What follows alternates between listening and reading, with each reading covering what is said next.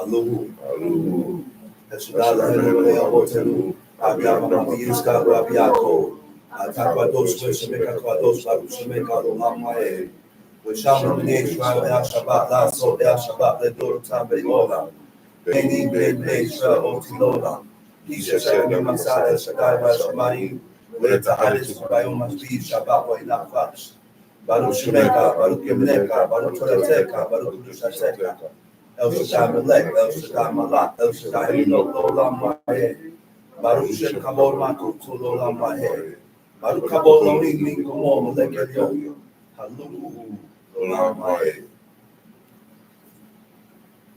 First of all, I'd like to give all honor and praise to the God of Abraham, the God of Isaac, the God of Jacob, the great, mighty, and revered God, the Most High God, who bestows loving kindness, possesses all things, who remembers the pious deeds of the patriarchs, the Most High, slow of anger, great in kindness, forgiving iniquity and transgressions, for whom by no means clear the guilty, visiting iniquities of fathers upon the children to the third and fourth generation.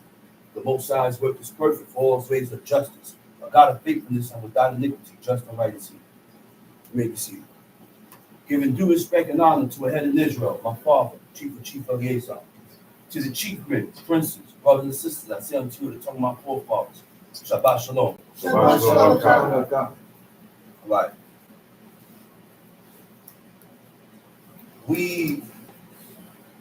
We have to show our commitment to God. We have to show our commitment to God, to the Creator. How? How do we show our commitment to Creator? All right. So before I get into that, right? It says, he that keepeth the law bringeth offering enough. Huh? He said, he that keepeth the laws and the commandments of God, you don't need no offering. I don't need to bring up a burnt offering. I don't need to bring up a sin offering because I'm not sinning and violating the laws, commandments, and statutes of God.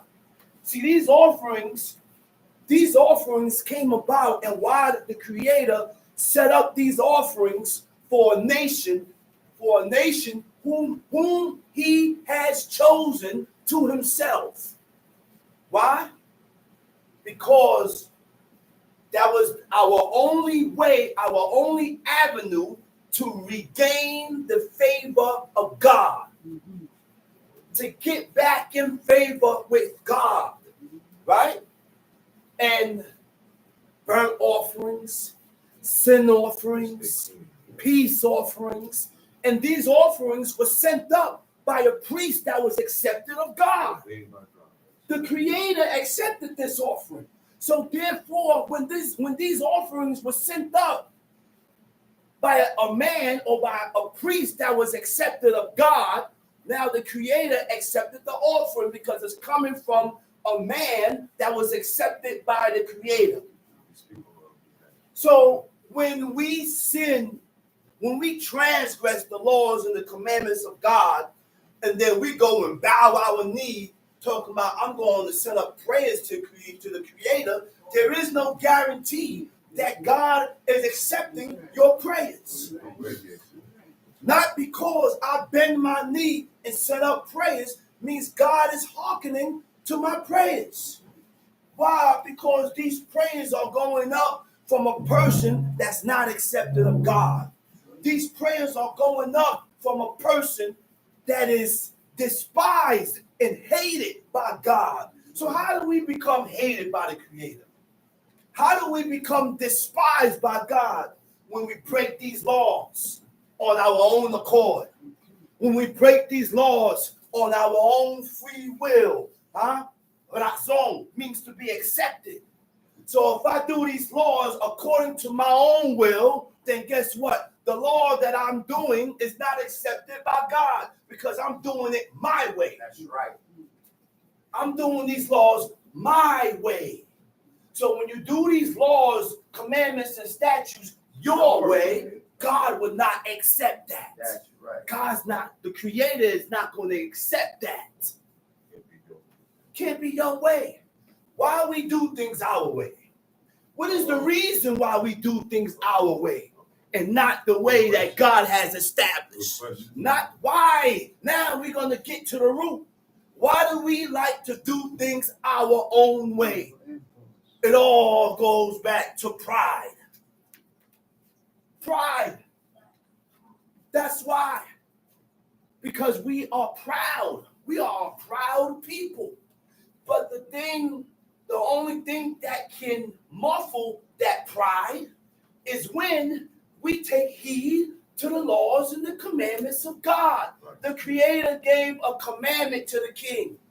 And he commanded the king to read in the laws of God every day of his life. To do what? To humble themselves. So that his heart don't be lifted up above his brethren. And when your heart is uplifted above, when my heart is uplifted above you, I think I'm better than you. Right. I think I'm above you. Yeah. I think I'm better than you. Yeah. None of our forefathers, none of the righteous men or the pious men that was accepted of God went to the people and said, I am Elijah. I'm better than you. They didn't do that because they didn't have pride. Right. I am this one. I am better. God, speak to me. I'm better. They didn't do that. We learn the ways of God by reading the book. So when we read this book, we need to start putting these things into actions.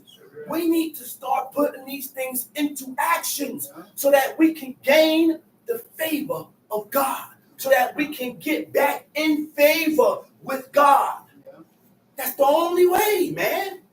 We got to stop thinking that God is going to accept us the way we are. No.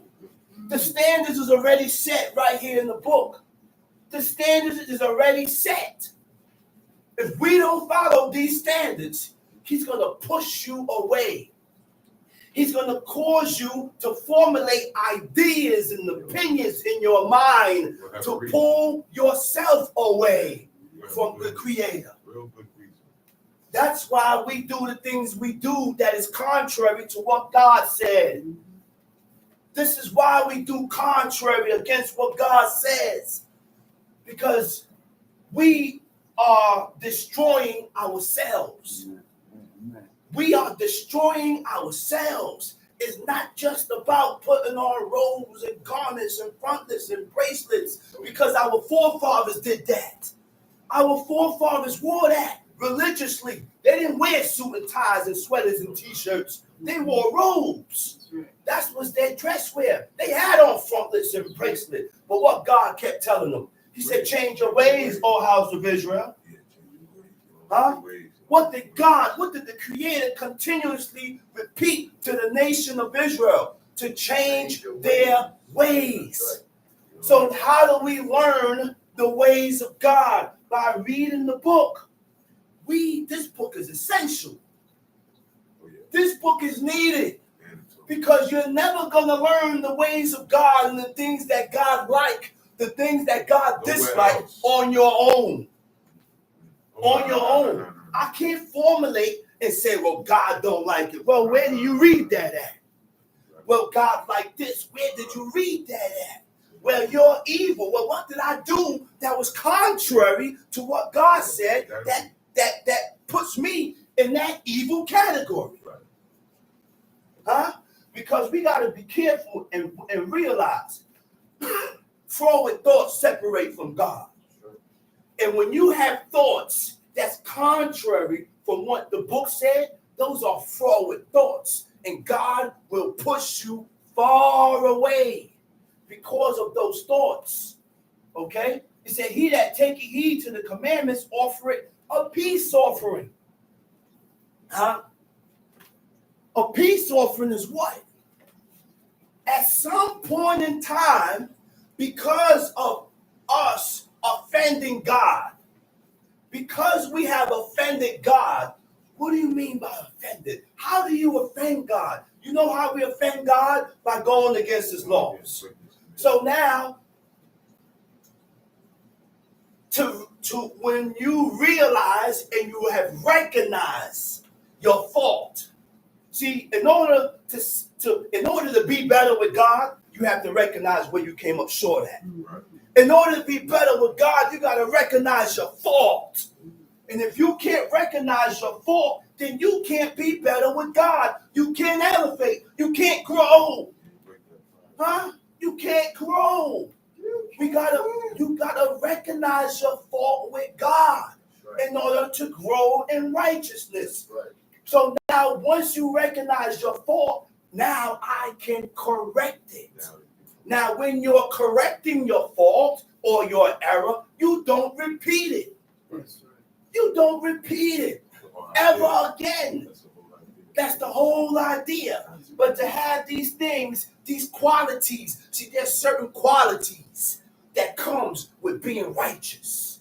There's certain qualities that come with being pious. That's right. Huh? There's certain qualities that come with being godly. That's right. So when you are emanating or in that path of righteousness, there are certain qualities that come with that. There's qualities that come with wearing your robe. There's qualities that come with your frontlet and bracelet. There's qualities that come with a person that fasts. There's a certain behavior that come with those things. So I can't be living a righteous and doing things that God has ordained to be righteous, but my lifestyle is filthy. My ways is filthy. My thinking pattern is filthy. It don't connect. It don't match.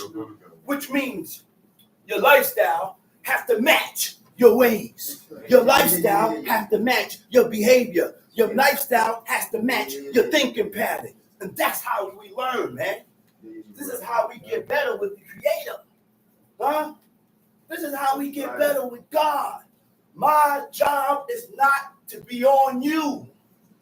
That's not my job, to be on you. God said to what? Chastise, rebuke your neighbor, show him where he's going wrong at. And then after I'm done rebuking you, I don't stay on it. I gotta take. God never said take heed to your brother. What God said take heed to? He said take heed to yourself, which means what? Watch yourself. Be on point with yourself. Be on guard with yourself. Huh? On your everyday living. Huh? Be on guard with yourself. You understand that?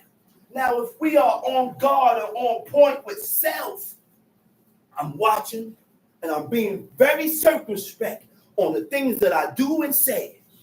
I'm being circumspect on the things that I do and say. Huh? One of my brothers, I was talking to one of my brothers, he said, man, I gotta stop cursing. Huh? Didn't our father say that? He said our forefathers ain't use those words. My brother said that this morning. He said, and then after he said it, I rewound the tapes about what my father said. He said our forefathers didn't use those words. MF, the B word, this word. He didn't use those words, man. They didn't use those words. So now we got to also clean our mental state. We got to clean our speech. We got to clean our actions. We got to clean our ways. I ain't got no time watching you. I don't have no time to be watching you. I got all the time in the world to be watching myself because we don't know how much time we have. I said, we don't know how much time we have. Huh? And we're wasting time watching other people instead of watching yourself to get better with the Creator. Huh? We listen, man. Listen, right? It says, he that requited a good turn, offer it a fine. I'm going into two verses. I'm in the Ecclesiasticus in the Apocrypha, chapter 35. These two verses was very highlighted to me.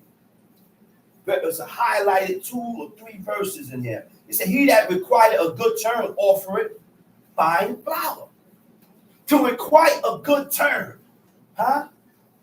Means you return the good that's been done to you. Huh? When a person do you good, you return that good back to the person. You don't return the person evil. And the good that a person do to you never dies. I said the good that a person does to you, it never dies. And we got to learn to use the examples that we read in the book to substantiate what you say. We got to learn to use the examples that we read in the book to substantiate the things that you do. Because this is the path. And these are the ways that God has accepted. We're reading about a people that was accepted by God. We're reading about a people that knew how to gain the attention of God. They knew how. Huh? So who else is best to follow than these people that we read here in the book? Do we know how close these people was? Huh? These people were so close to Creator. They knew God. Huh? So it said he that required a good turn. Huh? Offer it what? Fine flour. Which means when you return the good to a person that have done good to you, it's like you sent up an offering of fine flour. You know what an offering of fine flour is? A meal offering. A meal offering. You see how important it is to follow? It's all connected. It's the same. These laws, some of these laws and most of these laws are connected to offerings. Yes. So when you do certain laws, it's like you sent up this offering. It's like you sent up a sin offering. It's like you sent up a meal offering. It's like you sent up a burnt offering. God has set up ways for us to deliver ourselves. I said, God has set up ways for us to deliver ourselves. We just got to take heed. We got to take heed. Huh? We have to take heed, man. Because realize one thing. There's only one God. Huh? And my God and the God we serve is not a man. God said, I am not a man that I shall lie, neither the son of man that I shall repent. Huh? Another part of the book says, I am the God of the spirits of all flesh. Whether you want to accept it or not, whether you want to continue to pray to idols and deities, I am the God of the spirits of all flesh. And even though you decide to give the glory of God to idols and deities, I'm going to still have mercy on you. And guess what? In return, when God has shown you mercy, you go and give his glory to a stock of wood. You go and give his glory to idols and deities. Huh? That's what we do. To dead things that can't speak. To dead things that can't hear. To dead things that can't see. That's the things that we pray to. People who never existed. Who never existed. Myths and legends. It said, he that giveth alms, sacrificeth praise. What is alms? Alms is charity. Huh? That's what alms is. Charity, alms is something that is given without you expecting it. Without you expecting nothing back. Without you even asking for it. This is you. You come and just, you just see a person that gives alms has a good eye. A person that gives alms has a good eye. You know why? Because this is the person that look and see where it's needed, and he give accordingly. He's not going to wait. First of all, the person is not filled with pride, so he's not going to wait for you to ask. I don't want you to ask me. I'm not going to pick up and grab your hand like a little. Right. My father, I was speaking to my pops one day. So my pops is a grown man. I ain't going to say the brother's name. So the brother, they're in the store. He go to my father and say, hey, Chief, you want something, man? Go on, take what you want. And he's standing up on the side. So my father looked at him. He said, what you take me for, a kid? You do that to your child, man. You do that to your son. Whatever you feel to give me, you give me the money and let me go get my own. Yeah, you want to treat me like I'm your kid. No, man, that's not how you do grown man. But the pride in the person won't see it. because you have so much pride in you, you won't see it. I'm not gonna go and take you to some store like you some child. It's your grandstand. No, you grandstanding. If I feel you see where you need it, I'll peel off a couple hundreds and I give it to you. And you do what you want to do with it. That's it. It says to depart from wickedness is a thing pleasing to God. Huh? It said to depart from wickedness is a thing pleasing to God. Now we know how to please God. If you ain't never know how you can please God, now you know. But in order to please God now, you have to know what is wickedness. Most of us don't know what is wickedness. Most of us can't identify wickedness. That's right. Most of us can't identify what is wickedness. Huh? And we do things of our humanly nature. That's what they call it. Huh? That's what they call it. Humanly nature. And we look at it and say, you ain't evil. I ain't evil. Yeah. I ain't did no wrong. You out your mind. Human nature is evil. Our human nature is evil. Inclined, right? Our human nature is evil. Where did this come from? How do I know this? How do we get in this situation? Huh? When what? In the beginning of times, when God commanded Adam not to eat from the tree of knowledge of good and the evil. He gave him a commandment. God never forced him. God don't force nobody because he wants the willing heart. He wants the willing heart. If you don't have the willing heart to do the things that is lawful and right by God, then God don't want you. You will not be accepted. That's right. Huh? So when God gave Adam the commandment, he said, of every tree in the garden thou mayest freely. But the tree that's in the midst of the garden, he said, God said, thou shalt not eat from it. In the day that you eat from it, thou shalt surely die. Now, this tree, this particular tree, had two sides. It was two parts. It gave you knowledge of good, and it gave you knowledge of wickedness. Now, because this man ate from that tree, now all flesh, man and woman that came from Adam have the same traits.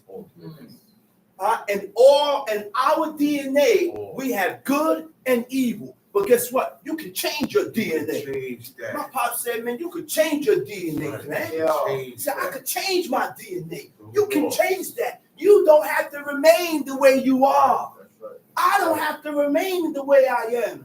We don't have to remain the way we are. All it takes is a willing heart to change towards the laws, commandments, and statutes of God. Now you are better. Now you have improved. Now you are good. Now you are good. That's right. Okay? We need to change. We need to change. But in order to change, we have to recognize that we are sick. We have to recognize that we need help. We have to acknowledge that you are evil and wicked. In order to detect the wickedness and the evil that you have in you, you have to acknowledge that you have these traits in you to recognize it. Okay? So God gave us a choice. I said the Creator gave us a choice. Just like today, God gave every human being a choice. According to the good that you have in you, He allowed you to experience and to find out who the true and living God is. Now, according to the amount of good that you have in you, now He leaves you alone to see what you're going to do with it. Are you going to pursue it? Or are you going to be lackadaisical with it? Because we all have a time limit with God. We have a time limit with God. We have a limitation, a time limit with the Creator. We have an expiration date. Huh? When you don't accomplish what's needed to be accomplished in that time, then your time expires and God push you out and leave you out there. That's right. Huh? That's the way it is, man. That's right. We need to realize this, man. Right. I don't have time to waste. I don't know about people. I don't have time to waste because I don't know when I'm dying. I don't know when my name is going to be called up there to go. And then next thing, guess what? Something happens. It was his time. Yeah. It was his time. Suddenly. It was his time. Huh? To depart from wickedness is a thing pleasing to the Lord. And to forsake unrighteousness is a propitiation. To forsake unrighteousness is a propitiation. To forsake wickedness, to abandon unrighteousness. What is propitiation? What does propitiation mean? It means to regain the favor of God. To get back in favor with God. So in order to get back in good grace, in good favor with God, I got to reject certain things. I got to forsake certain things that God said is evil. That's right. Not that you said is evil. Not that I said is evil. Not what she said is evil. Not what you said is evil. What God categorized and said is evil. Facts, bro. Okay? So now we have to realize that if God didn't call it evil, why do you call it evil? Yeah. If God didn't say it's good, why do you call it good? Yeah. Our duty in life is to follow, is to follow God.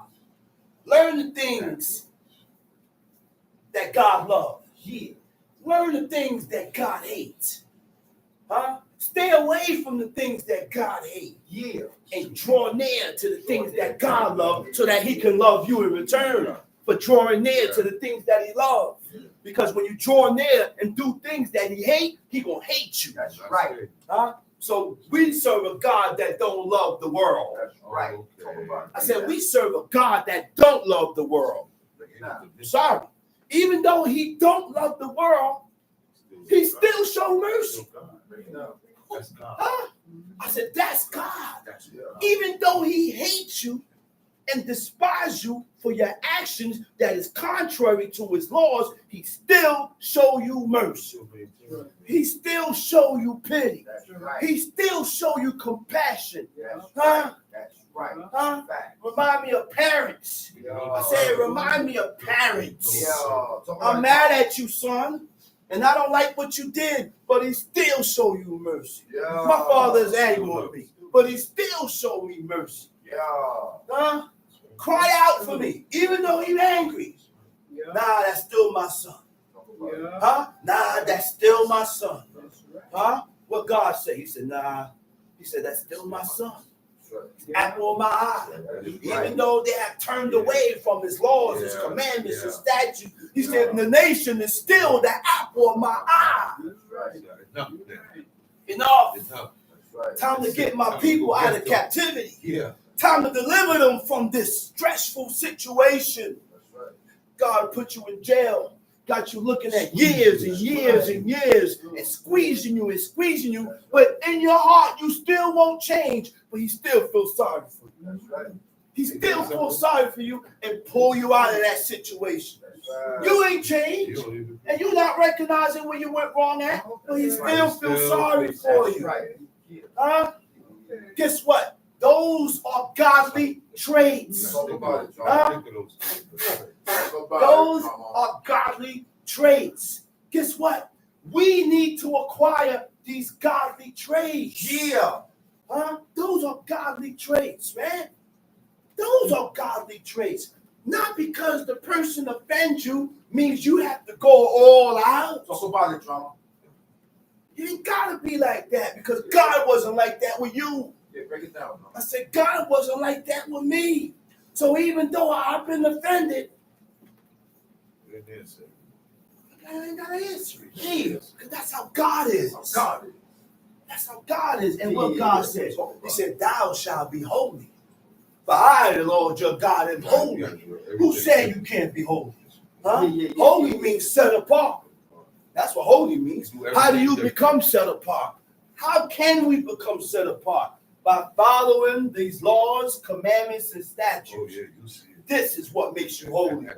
This is what makes you set apart. This is what causes you to transcend. Huh? Yeah. When you begin to exceed the usual limits. Yeah. You know what it is to exceed the usual limits? Break it down. You breaking past the boundaries. That's right. You going past the boundaries. You going past boundaries and crossing lines that you ain't gonna cross. That common people ain't gonna cross. Don't be like the common people. Huh? That's the world. I said, don't be like the common people. The common people is the world. Yeah. I ain't like them. Huh? I'm not like the common people. Make it clear. I serve God. Make it clear. I said, I serve God. And I train my thoughts to not to think about things that is contrary and opposite from what God said. That's right. Huh? Huh? People will accuse you of things. They will accuse you. Yes. Why? They accuse you of things because I said that's how they think. So man, I said they accuse you of things because that's how they think, or that's how what they would do. I never emanated or showed you anything like that. Talk about it. I said I never emanated or showed you anything like that. Where did those thoughts come from? Exactly. Huh? Check yourself. I said now you gotta check yourself, not me. Talk about it. You gotta check yourself. Where did those ideas come from? Yeah. Why did God allow these ideas and thoughts to conjure up in my mind? Brother said, from whence coming, I ain't got that finish it. From whence coming the evil spirit? That's right. Yeah, talk about it. From whence coming the evil spirit? Where this thing Huh? coming from? Where did it come from? You know where the evil spirit come from? From the violation of the laws, commandments, and statutes of God. Yeah. Now you have left the opening in your spirit. Now you have left the breach in your spirit for atrocious thoughts to come to your mind. For volatile thoughts to come to your mind. That's right. For abominable thoughts to come to your mind. And if we don't correct ourselves, those thoughts has found a home. We got to correct ourselves because two things can't occupy the same space. Evil and wickedness can't occupy the same space with good and righteousness. Holiness and profane can't occupy the same space. You can either be holy, you can either be profane. Either or. There's no in between. There's no in between. God showed us the curriculum of how to be holy. God showed us the curriculum of what not, the things not to do to be profane and wicked. Follow the curriculum, man. Follow the curriculum, man. Follow the curriculum, man. Stop thinking up and conjuring up things in your mind. Yeah. Talk about it, John. Because these thoughts is what causes you to be forward. Yeah. Huh? Let's go to Deuteronomy chapter 4. Let's go to Deuteronomy chapter 4.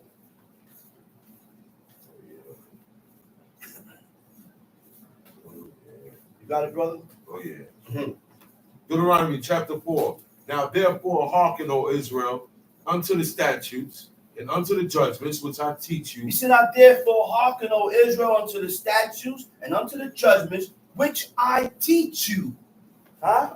Which I teach you. Now, a teacher instructs. I said, and a teacher gives, what does instruct mean? Instructions. Gives you instructions.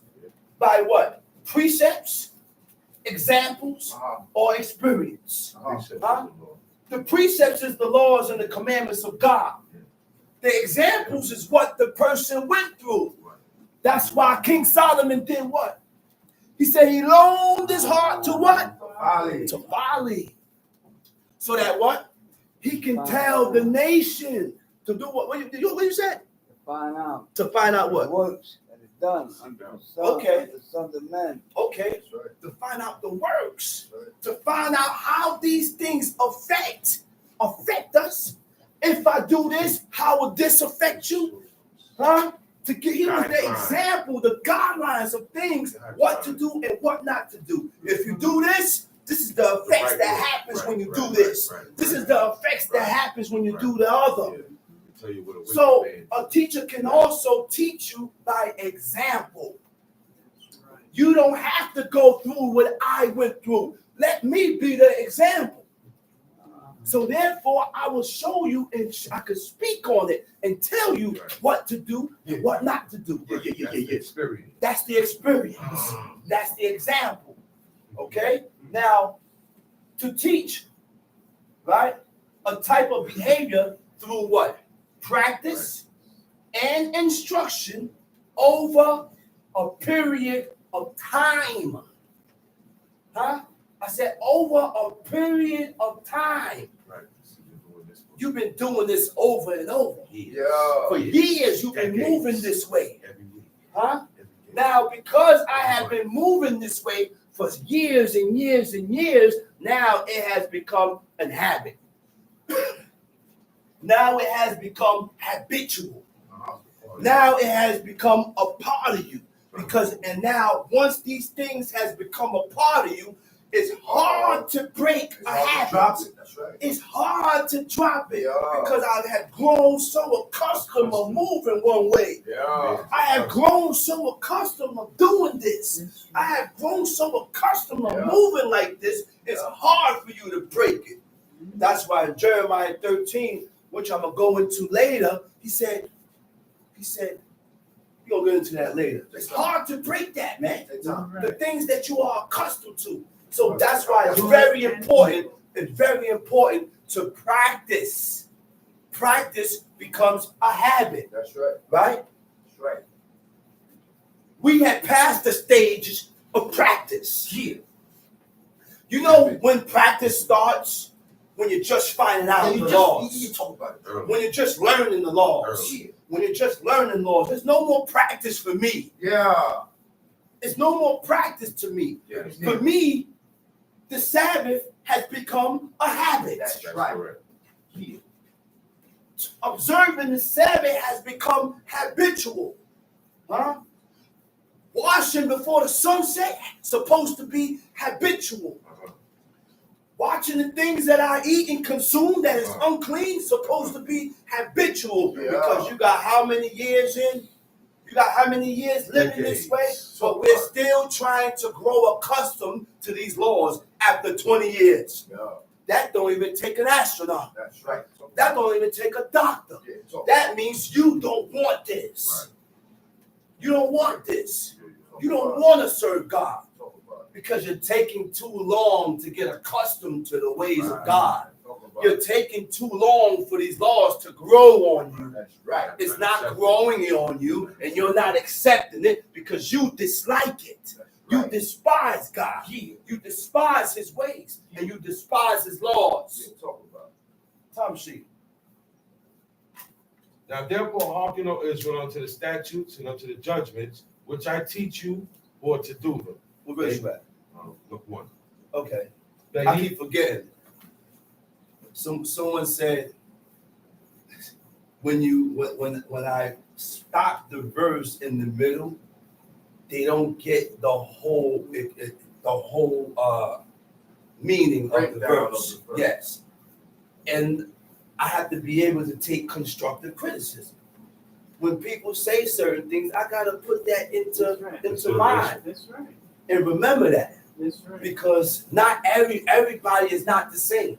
Some people need to hear the whole verse in order to understand what I'm coming from and what I'm saying. Yeah. So therefore, sometimes I'm so used to doing that, but I gotta break myself out of this so that I can do what? Satisfy and please the people. That's right. That's the job of a head or a teacher or a leader. My job is not to satisfy me. I'm here to satisfy you and look and see where it's needed and feed. Oh, you want baked macaroni? Feed them. You want salami? Feed them. Nah, not salami. Just an example. I ain't gonna feed you no salami. No salami. Long time. Go ahead, read. Go ahead, verse 2, right? Verse 2. Go ahead. You shall not add unto the word which I command you, neither shall you diminish aught from it, Uh-huh. that ye may keep the commandments of the Lord your God, which I command you. Okay. I'm going to keep that in mind that I finished the whole verse and then explain. He said, ye shall not add unto the word of what? Of God. Uh-huh. So when you add on to the word of God, what that means? You are putting things in the verse that's not It's there. not there. You are saying things that's not in the It's book. not there. You And the put- only book that is substantiated, the only book that was proved, was that Old Testament. Yeah, talk about it. For many years, God has Preserve. preserved this book for many years. For many years, God has preserved this book so that we will have a way to get back in favor with God. We will have a way to get back in with the Creator. Hmm? Hmm? So there's still a way to return. There's still a way to return to God. Got a small window. It's a small window. It's on a timer. He left the book there. Still a small way to return. Hmm? We need to start reading this book and start putting these things, these laws and the things that we learn out of the book into action. Into action. Okay? Go ahead, read. 3. Your eyes have seen what the Lord did because of Baal Peor. Well, hold up. Let me go back to the other verse. He said, you should not add unto the word which I command you, neither shall ye diminish from it, that ye may keep the commandments of the Lord your God, which I command you. He said, don't add on and don't take away. Leave it the way it is. Leave it the way it is. When you read it the way it is, that's the way it says. Leave it there. Why do we like to add on and take away? Then we like to say what it means and what it don't mean. It means what it says. It says what it means. And it says what it means. It's plain and simple. But we love to add on because we add on to God's word because it doesn't satisfy or suits you. It don't satisfy or suits you. So therefore, we add on and we want to add this on to change and change and change to suit you. Time sheet, verse 3. Your eyes have seen what the Lord did because of Baal Peor. For all the men that follow Baal Peor, the Lord thy God. Your eyes have seen, your eyes have seen what the Lord did because of Baal. Wait, I'm sorry, read the verse over. Your eyes have seen what the Lord did because of Baal Peor. For all the men that followed Baal Peor, the Lord thy God had destroyed them from among you. Okay. Who is Baal Peor? Okay, the word Baal means Lord. Peor, or come from the word Pa'ad, means the opening. Lord of the opening.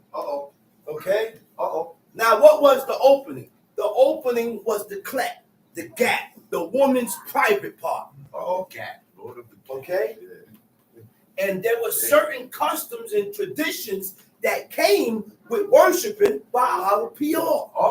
One of them was oral sex. Talk about it, John.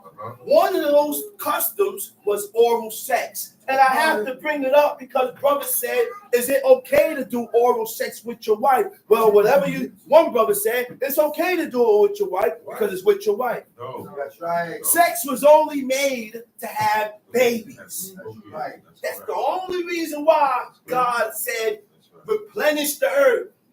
That's right. Multiply. and replenish the earth and fill the earth to have babies. Huh? But man has corrupted the things in the order of God. Us as men has corrupted everything. The corruption did not start with woman. Understand that. I said the corruption did not start with woman. The corruption started with these God-forsaken men. And they want to use the laws and the commandments of God to benefit them. That's why a man would do certain things and then they revert back to the law. But there's other things that come with that. There's other things that come with this action. There's other things that come with this. You can't leave that out. Accept this piece. Leave that part out.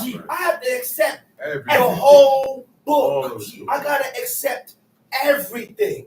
But guess what? You need to train yourself to accept everything. You have to rule your spirit to accept everything because the spirit naturally is wicked and evil and it's going to buck the things that God accepts. It's going your spirit is going to buck the things that God accepts naturally.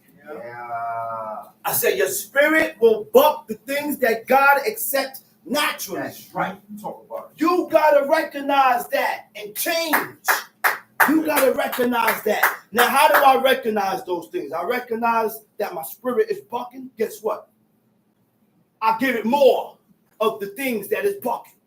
Give it more. I give it more. Feed me. I don't make excuses. Go. Huh? I'm gonna continue in this form of fashion until my spirit Break it. take to it. I have to break my spirit. We have to break our spirit according to the laws of God. That's it, man. Because we are naturally evil. Our nature is iniquity. Our nature is sin. That's why evil does come to your mind. I'm not going to sit here and tell you that evil don't come to my mind. And then people ask you, well, why? How has this thought come to your mind? And you've been living, not because I've been living this way of life for all my life, means that evil don't come to my mind. This is the battle that goes with humans, period. I gotta fight these things. Guess what?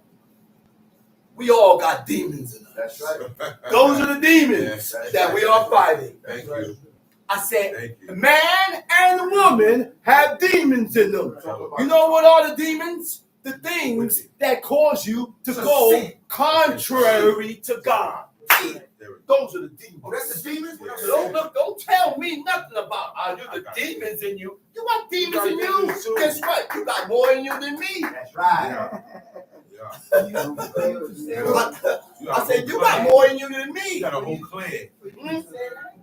I know I got demons in me, but you got Mongols and all. You feed them.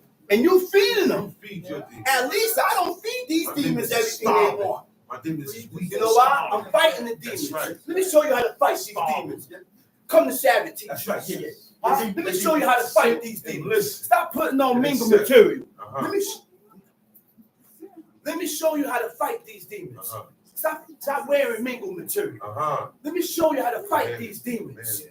Stop doing these laws and the laws that God has substantiated and set up. Let me show you how to fight these demons. Stop eating blood and fat. Talk about it. Let me show you how to fight these demons. Stop cutting your hair and balding your face. Let me show you how to fight these demons. When you sit in the chair that is unclean, that a woman sat on, go wash. Go wash your clothes. That's how you fight the demons that's in you. And guess what? In the period of time, guess what? The demons ain't there no more. I said the demons ain't there no more because you have exercised righteousness. And two things can't occupy the same space at the same time. at one point in time, by me exercising righteousness, those thoughts start to We gotta go diminish. somewhere else. Goes away. Those thoughts starts to go away, Gotta be on it. and they go and find you, Find somebody else. someone. Talk I about said it, they talk go about it. That's a and fact. find you, the one that's feeding the demons. Yeah. You get possessed. See, you know why you said this person has demons? Because basically, we can't even recognize what is demonic or not. Yeah. If you can't recognize, you know why we can't recognize what is demonic? Because you don't recognize the righteousness of God. That's right. God showed you what's righteousness. That's right. God said what is wickedness. That's right. That's right. When you go against this order, sorry, Talk about it. sorry, they're going to take over. They're going to take over. What verse we at? Verse 3. Go ahead, Your tell us. eyes have seen what the Lord did because of Baal Peor. For all the men that followed Baal Peor, the Lord thy God had destroyed them from among you. For all the men that have followed Baal Peor, the Lord thy God had destroyed them from among you. Huh? The word for follow. What does follow means? To follow means what? In the Hebrew, it says acher or achare. Uh-huh. Just like I was speaking, right? I told the person when Hebrew, the Hebrew language is essential. Uh-oh.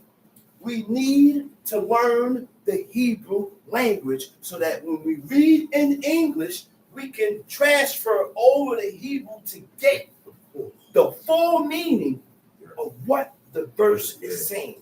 Oh, yeah, it covers a Okay. wide range. Because it covers a large range. Yes, it does. Huh? Okay, now to follow, right? It says achare. What does achare mean? Achare means to go after. After. Hmm? To go after means what? Subsequent to. Uh-huh. Subsequent to means to have the same view of. Think the same. Huh? Which means you view this situation the same way that the common people view. The common people is the world. Follow after what you think like. Hmm? Yeah, talk about it. You don't want God to look at you as the common one. Here. You don't want God to look at you as the common You're people. regular. Here. You don't want God to look at you as the regular Smo Joe. You know why? Because he's going to deal with you according. That's right. I don't want God to look at me like the common people. Don't deal with me like the common people, like these Negroes Yeah. out here that despise your name, that despise your laws, and don't deal with me like that. Deal with me different because I am different. Talk about it. Huh? Deal with me different, oh Lord, because I am different. Now, in order to voice these things, you gotta look at yourself as different. That's right. That's the problem. I keep telling you you different. You need to tell yourself that you're different so that you can start doing different things. That's what it has to look. That's when it's going to become an effect. You have to tell yourself you are different. You're not the same. I'm not like these people. Now you will begin to start going out and you look different. Now you will begin to think different. Now you will begin to move different. Now you will begin to eat different. Now you will begin to react different. That's how it goes. But it starts with you telling you that you're different and you need to move different. Huh? It also means to be in accordance with. To be in accordance with. Accordance means to agree. Why do we agree, or where is the agreement at if we serve? I serve the true and living God, and you serve a stock of wood. Yeah. You serve the dude on the cross. Yeah. Huh? You serve this dude on the cross. We do not agree. We don't agree. That's right. There's nothing that we can agree on. That's a fact. Why? Because I serve the God of Israel. Yeah. And the things I agree with, you despise. Despise. The things that I agree with, you hate. Hate. The things that I agree with, you kick on. We not gonna get Right. along. Talk about it. Huh? To resemble means what? To be like. Uh-huh.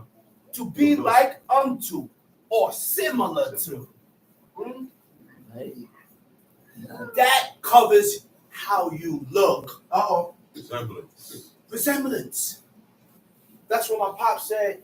He said, man, he said, listen, man, all right. You guys don't have on your garment. He said, well, come on, man. Put on something. Yeah. Put on your turban. Put your rag on. Put your rag on.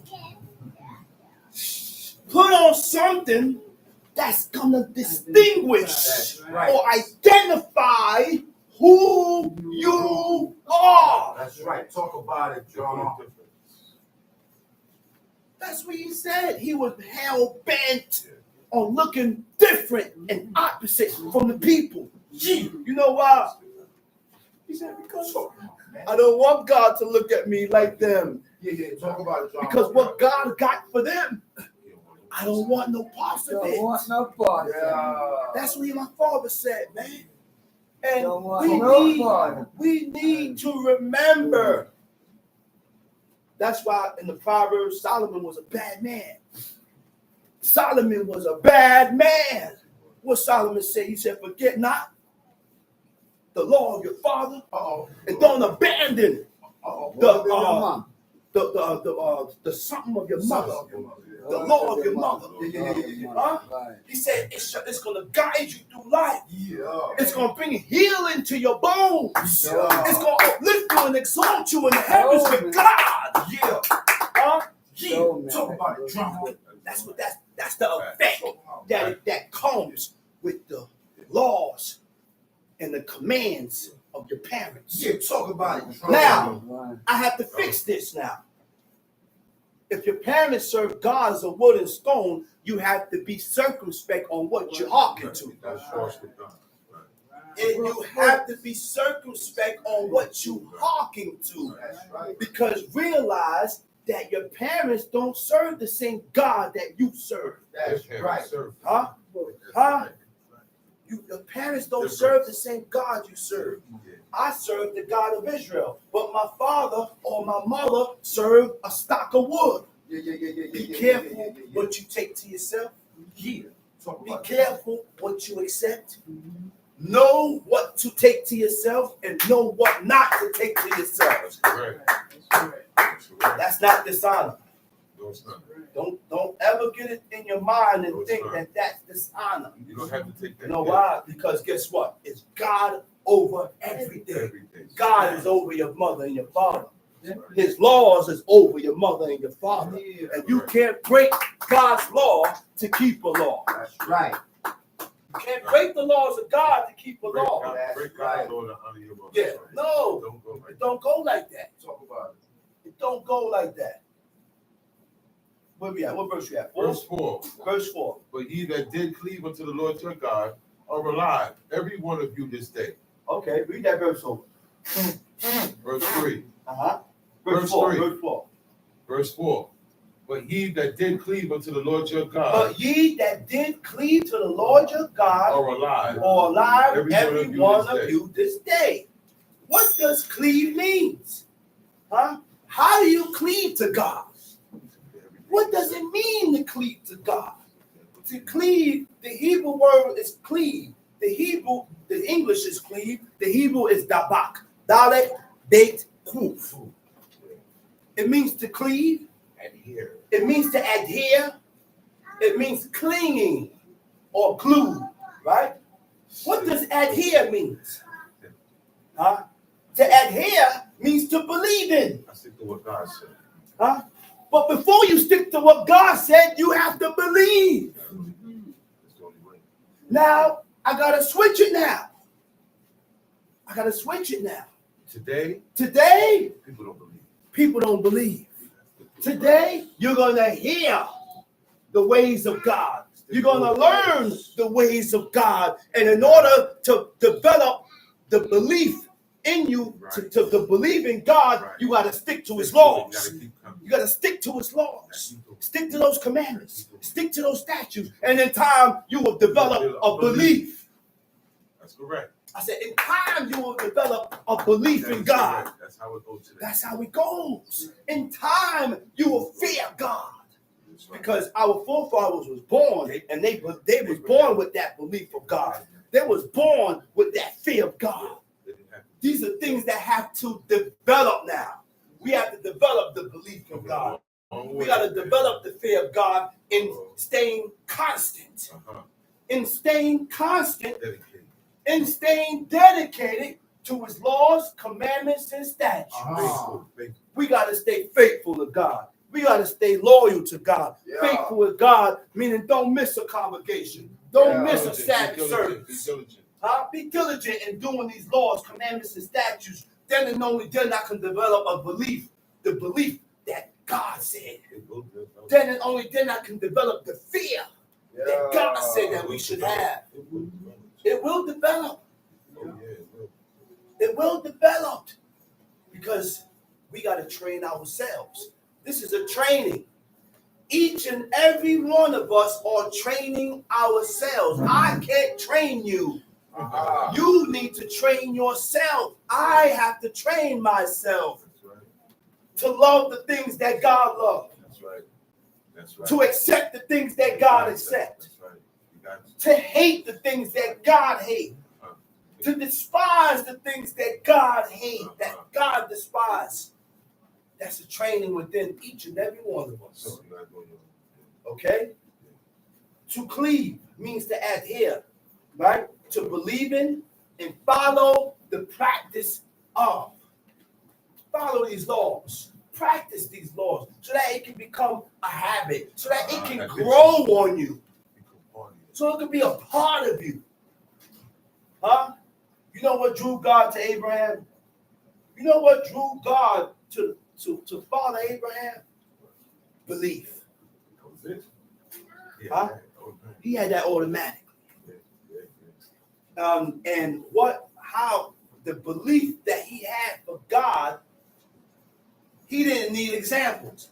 That's why, because you believe in it. Because you believed in it. Anything you believe, you don't need examples.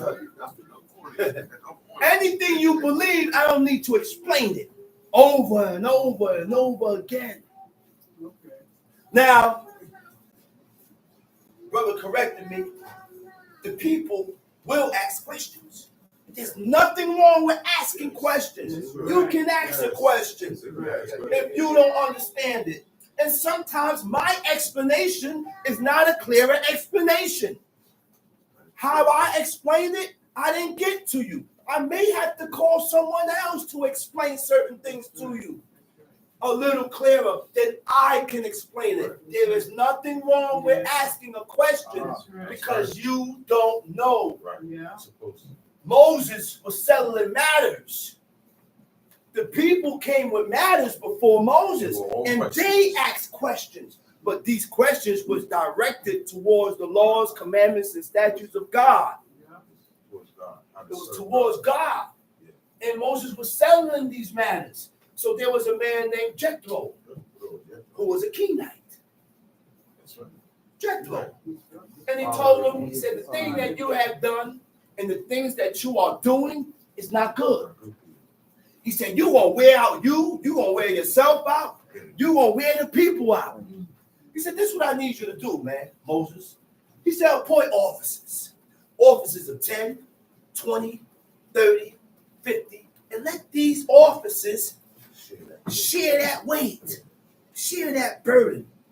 The light matters, the easy matters, they can handle, and you can go lay up and chill and relax.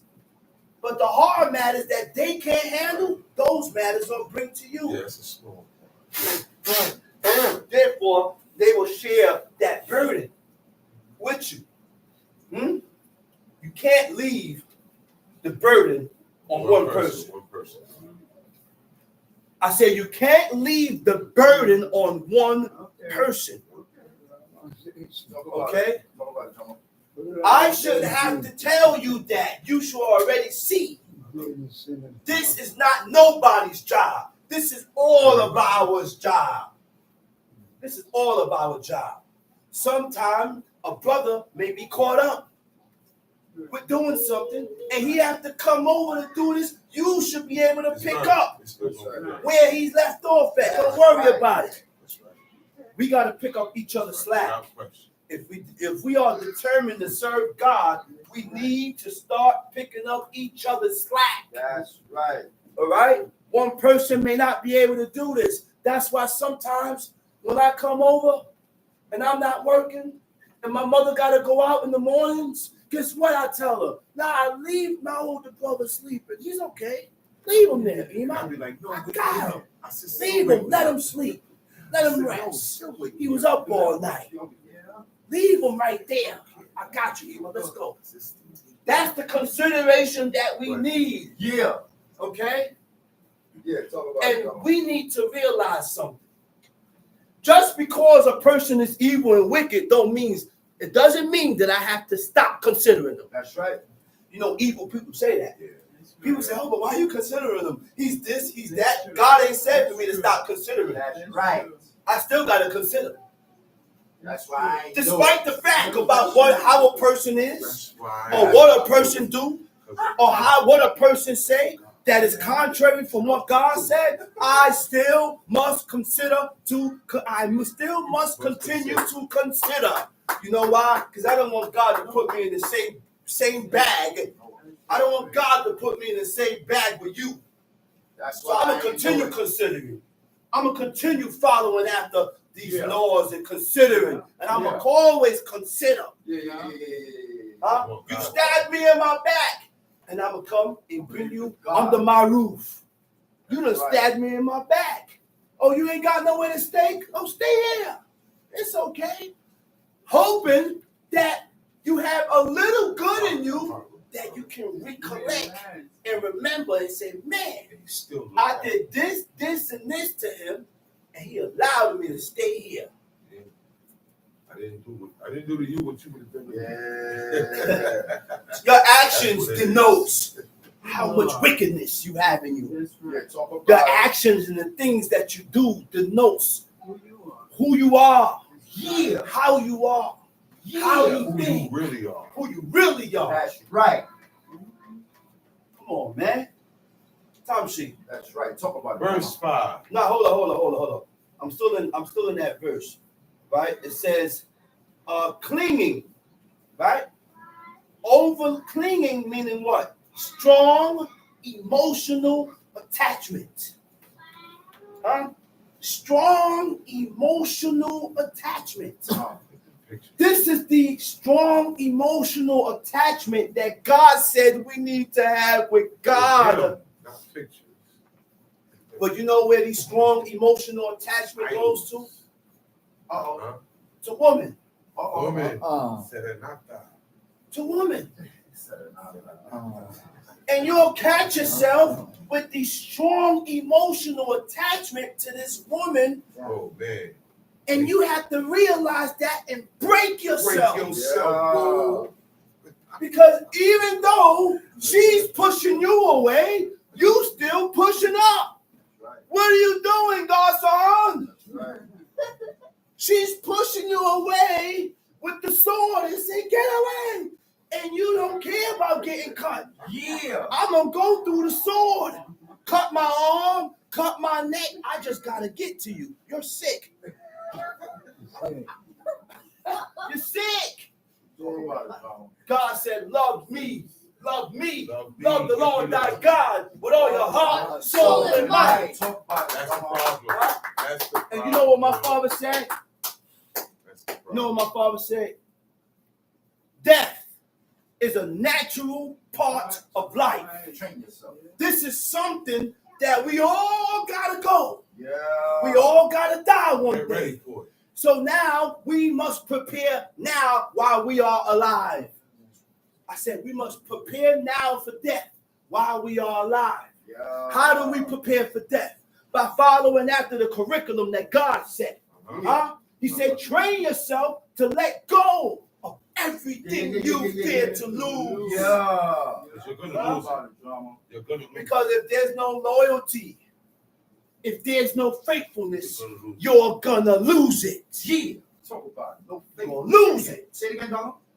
I said you're gonna lose it. If there's no loyalty and faithfulness, you're gonna lose It's not it. going to be there too long. Yeah. You're gonna lose it, man. Talk That's You're gonna lose it. That's why they don't last. about Time it. sheet, verse 5. Verse 5. Behold, I have taught you statutes He said, behold, I have taught you statutes and judgments, and judgments. even as the Lord my God commanded me Mhm. that ye should do so in the land whither ye go to possess it. Read that over.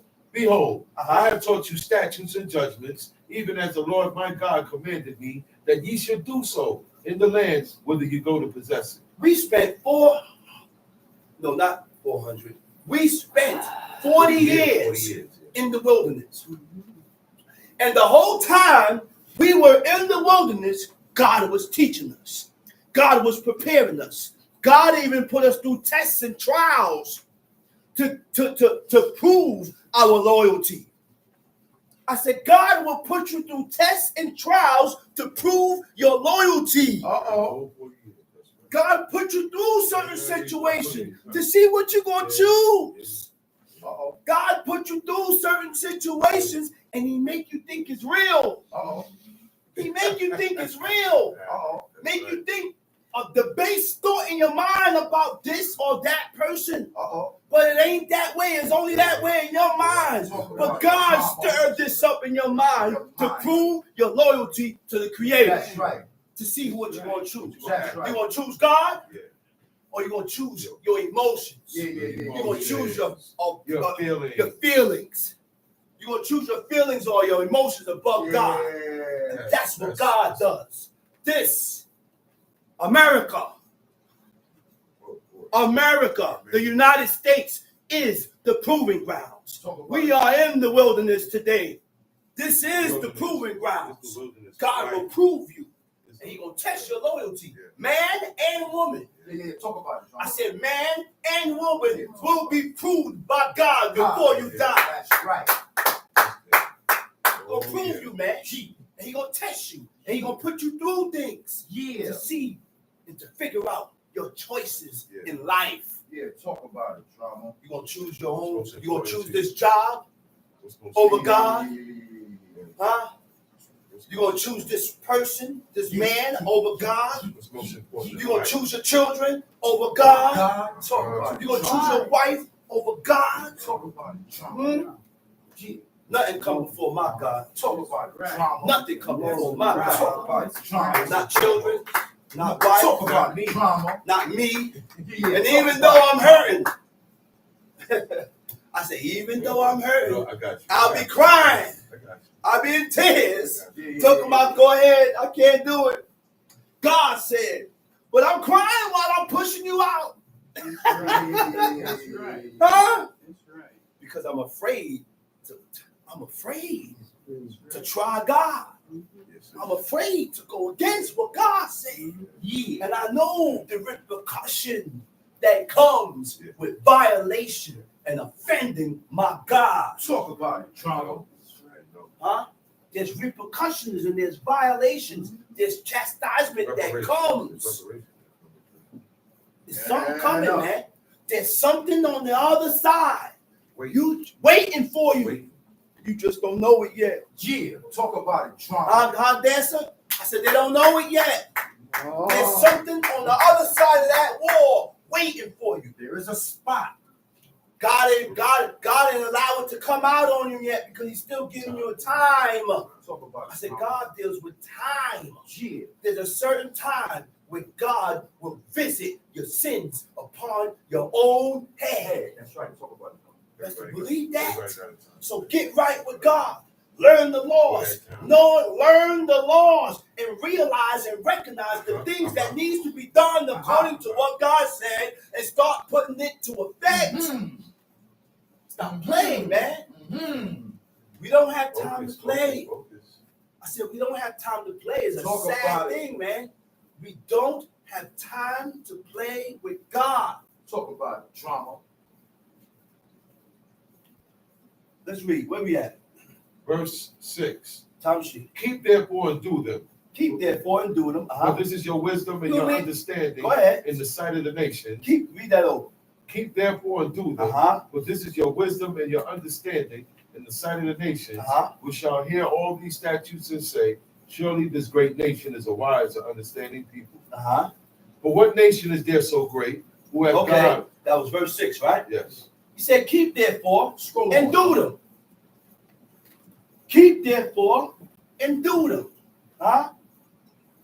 For this is your wisdom and your understanding in the sight of the people, in the sight of the nation, which shall hear all these statutes and say, surely this great nation is a wise and understanding people. What caused the people to be a wise, understanding people? Your lifestyle. Your lifestyle and the things and how I live. Keeping God's commandment. Keeping the statutes. Keeping the covenant. Keeping his laws. Keeping his statutes. Keeping his commandments. Keeping his statutes. This is why the people can look at you and say, man, this is a wise and understanding people, because the law gives wisdom. I said the law gives wisdom. Understanding is the departing from evil. Gives you the wisdom to depart from evil. Tom sheet. Verse 7. Verse 7. For what nation is there so great, who have God so nigh unto them, as the Lord our God is in all things that we call upon him for? See, what nation is so great that God so close to them? That what? As the Lord our God, as in all things that we call upon him for. There was no nation that had a God like our God. There was no nation that had a God on hand. When we called, God was there. He answered. Immediate answer. No nation. What nation went through? What nation of people went through what the nation of Israel went through? No nation. Nobody. Not yet. Nobody. Nobody. Go ahead, read. Verse 8. And what nation is there so great that had statutes and judgments so righteous as all this law which I set before you this day? Only take heed to thyself. What nation is there? What? Read that over. Verse 8. And what nation is there so great that has statutes and judgments so righteous as all this law which I set before you this day? Now listen here. Listen here, man. The only book that have such intricate and holy laws is the Old Testament. That's it. There's no other book that have a record of a beginning of how everything started. No other book. Muslims, there's no diet, there's no nothing. This book, that's why it's called the Book of Life. Life. That's right. This is called the book that gives life. It shows you how to eat. It shows you how to dress. It shows you how to think. It shows you how to behave towards certain things.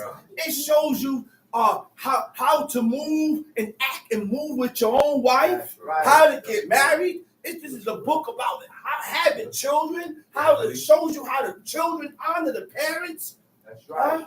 And it also shows you that parents do consider their children. Yeah. Ain't nothing wrong with considering my kid.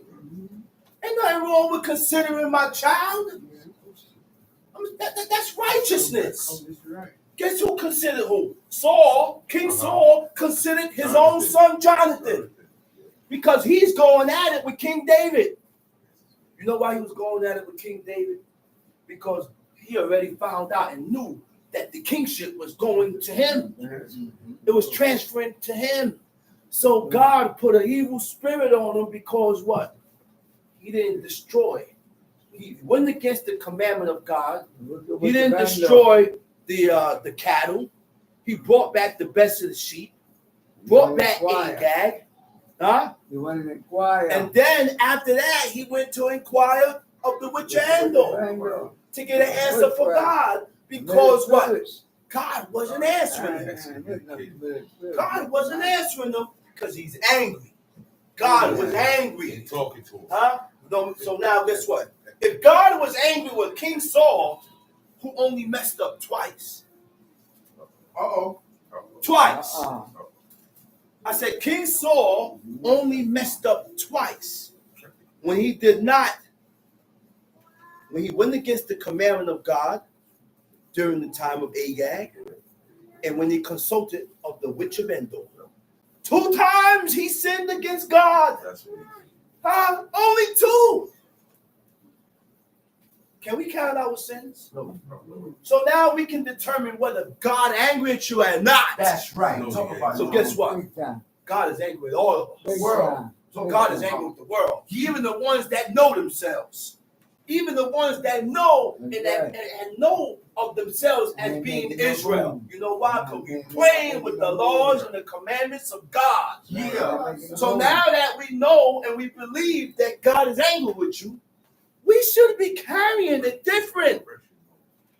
We should be in correction mode. That's right. We should be carrying it different, man. That's right. We don't have no time to be walking around with our head all the way up in the sky. Talk about the drama. We don't have no time for that, man. I don't have no time to be pointing the finger. I don't have no time to be playing. I don't want to die in my sins. I said, I don't want to die in my sins. Me neither. I don't want to die in my sins. Me neither. So when God call my name, I need to be right. That's right. I need to be correct. I need to be fulfilling all these laws that I know to be lawful and right. That's right. That's my mission. That's the mission. That's my mission. That's my mission. I need to be fulfilling all the laws that I know to be right by God. You know what's the other mission? I need to clean my thoughts. Certain things should not be conjuring up in my mind. The first thought that came in your head was a negative thought. And it don't even have to be that way. Yeah, talk It about don't even have to be that way because I did not have any proof about this situation. So where did this thought come from? These are things that we need to clean with ourselves to be right with God, man. Yeah, talk about it. Trauma. We need to clean, man. You need to clean up, man. When you recognize these thoughts that come up in your mind, correct it. That's right. Talk about it. So you get Correct it. I'm not going to say it ain't going to come. It's going to come. Yeah. But fight it. Recognize it. Fight the evil that's in you. That's right. Because we have evil in us. Naturally. The day that Adam ate from the tree of knowledge of good and evil, the grain of evil seed was sown in the heart of man. That's right. It's sown in us, man. That's right. Time sheet. Verse 9. Verse 9. Only take heed to thyself and keep thy soul diligently, lest thou forget the things which thine eyes have seen, and lest they depart from thy heart all the days of thy life. But teach them thy sons and thy sons' sons. Okay. That's verse 9, right? Yes. All right. I'm learning. Making sure I read the whole verse. He said, only take heed to thyself. Only be on point with yourself. Be on guard with yourself. When you're on guard on something, it's like you're guarding yourself against the enemy. Evil. Against evil. You are guarding yourself against the evil that is in you. That's right. That's what you got. I am on guard with the evil that is in me. We have to be on guard with the evil that is in us. Contain it. Yeah. Keep it down. Yeah. Muffle it. Don't allow it. Don't allow it to gain control. No. I said, don't allow the evil that is in us to gain sole control of you. Yeah. I said, take heed to yourselves. And keep thy soul diligently. And keep thy soul diligently. Lest what? Lest thou forget the things which thine eyes have seen, unless they depart from thy heart all the days of thy life. Okay. Teach them thy and son. guard thy soul diligently. Guard your spirit. Huh? Guard your spirit. He said, lest thou forget the things which thine eyes have seen, and lest they depart from thy heart all the days of thy life, but teach them thy sons and thy sons' sons. That's heavy. So the things that we have experienced, that God has allowed us to experience, don't forget it. That's right. Use it for strength. That's right. Go over it and over it and over it in your head. These are things that we need to, that's how you build your strength. Now I know why my father always repeatedly spoke about certain things. Certain stories, man. Certain stories and experiences that he went through, because he used his experience that he had with God to boost himself. That's right. He used his experience that he had with God to boost himself, That's right. to give him strength, to push for the laws, commandments, and statutes of God. That's right. Come see. Verse 10.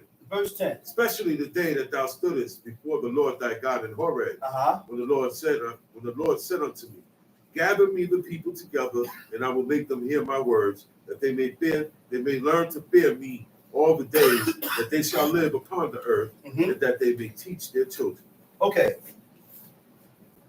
He says, especially the day that thou stoodest before the Lord thy God in Horeb. That was a great sight. Yeah. I said, that was a hell of a sight, man. Do we know what kind of sight can we really envision? And then use your imagination. When before a whole nation, millions of people is before a mountain, before Mount Horeb, before this large mountain range. The presence of God comes down on this mountain and incinerates the whole mountain range. So now we're before a mountain that's on fire, right? The whole mountain range is on fire, right? So now the voice of God is coming out of the midst of the fire, right? Then you hear the horns waxing louder and louder. The blowing of the horn, it says the voice of a trumpet. These was angels. That's not normal men blowing those horns.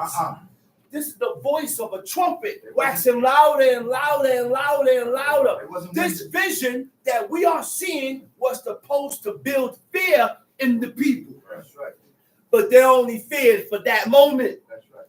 The fear didn't last. And that's the problem. We go through certain situations, but the fear don't remain. That's right. God put you through certain situations, and you fear for a little bit and clean up, but it don't remain. The job is to remain in that same mode. Remain in that same mindset. That's right. Don't forget what God put you through. Don't forget what happened. That's right. Huh? Don't forget. We need to use that as builders and build ourselves up with God.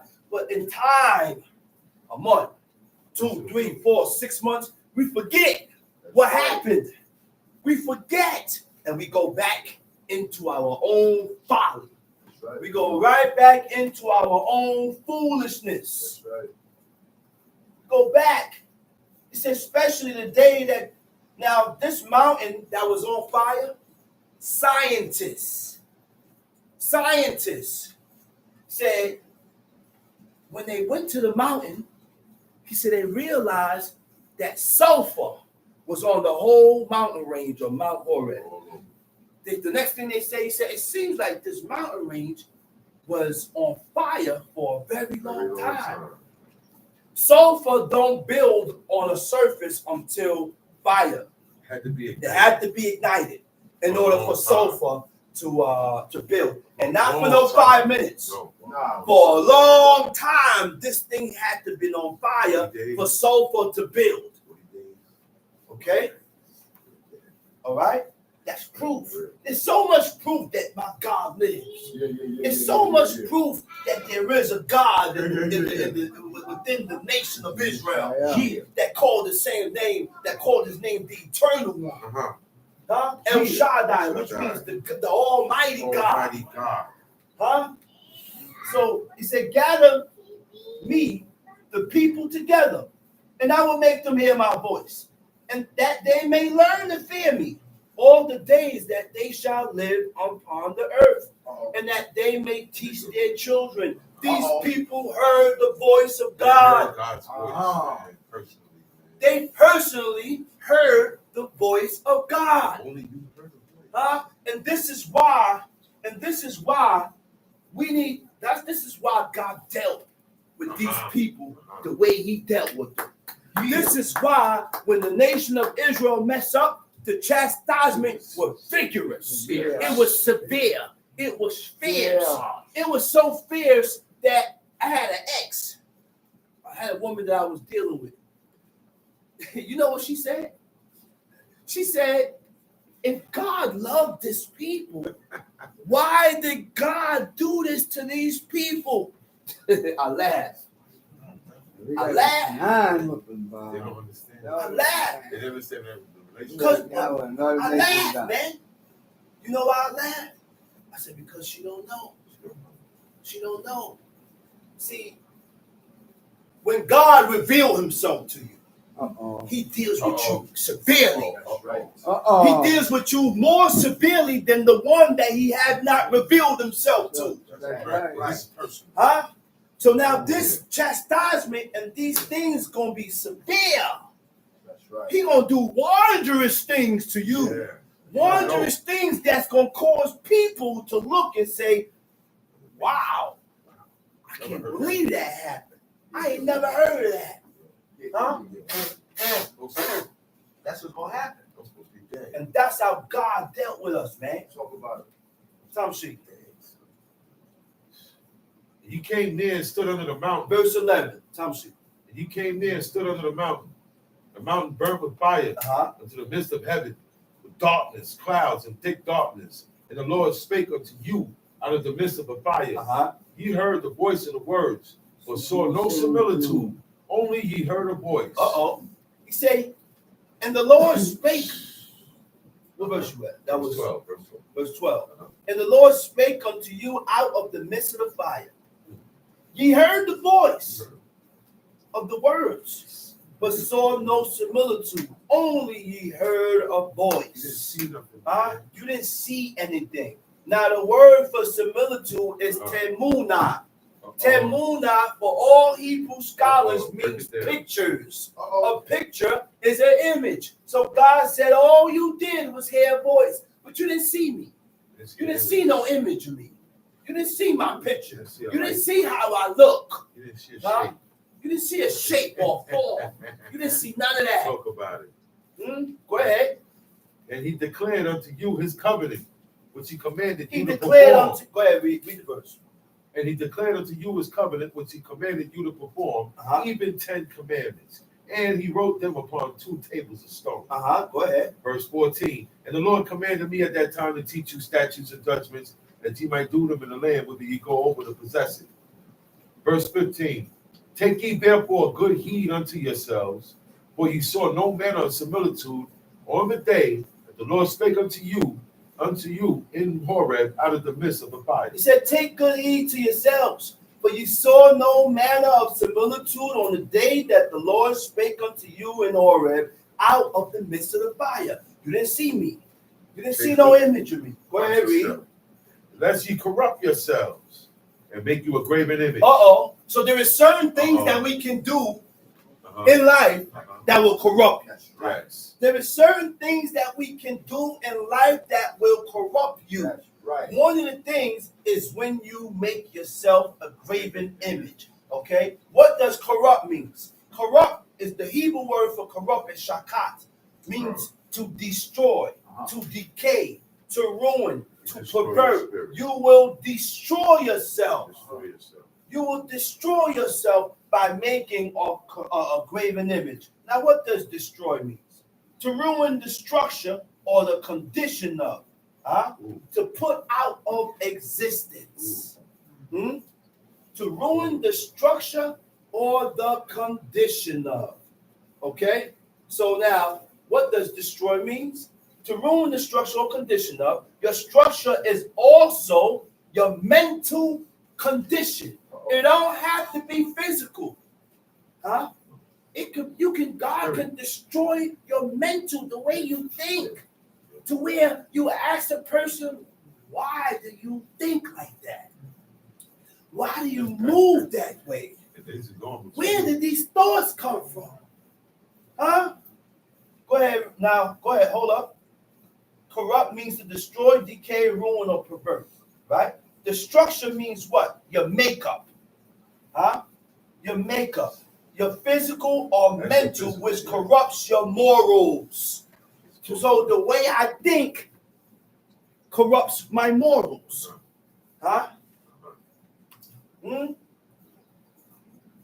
To decay, right? To decline in health, mental strength, to impair. To impair means what? Being in an imperfect or weakened state. Being in an imperfect or weakened state or condition. Faulty, incomplete. No good, man. No good. It makes you be imperfect with God. Come see. Verse 16. Lest ye corrupt yourselves and make you a graven image, the similitude of any figure, the likeness of male or female. He said, lest you corrupt yourself, right? Now, to impair, being in an imperfect or weakened state or condition, to become faulty. What causes you to become faulty? What causes you to be faulty? When we sin against God. Period. Once we sin against God, it causes you to be faulty. That's right.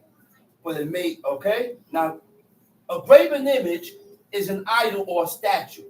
An idol is an image or a representation of God, right?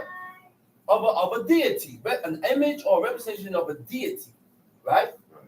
A form or appearance visible, but without substance. What is without substance? Without life. No life. So a graven image, I have seen brothers with staffs. And on the top of the staff, they engrave a lion's head. Is that or is that not a graven image? Of course, I wonder why you laughing at mine and you got children. I try to figure that one out. I know exactly where you went. See, I'm Yehuda. Yeah. Spirit dwells in Judah also. That's right. Ruach. Yeah. Mine got the snake with the head. Yeah. Right? Yeah. Or the dead. And the skull.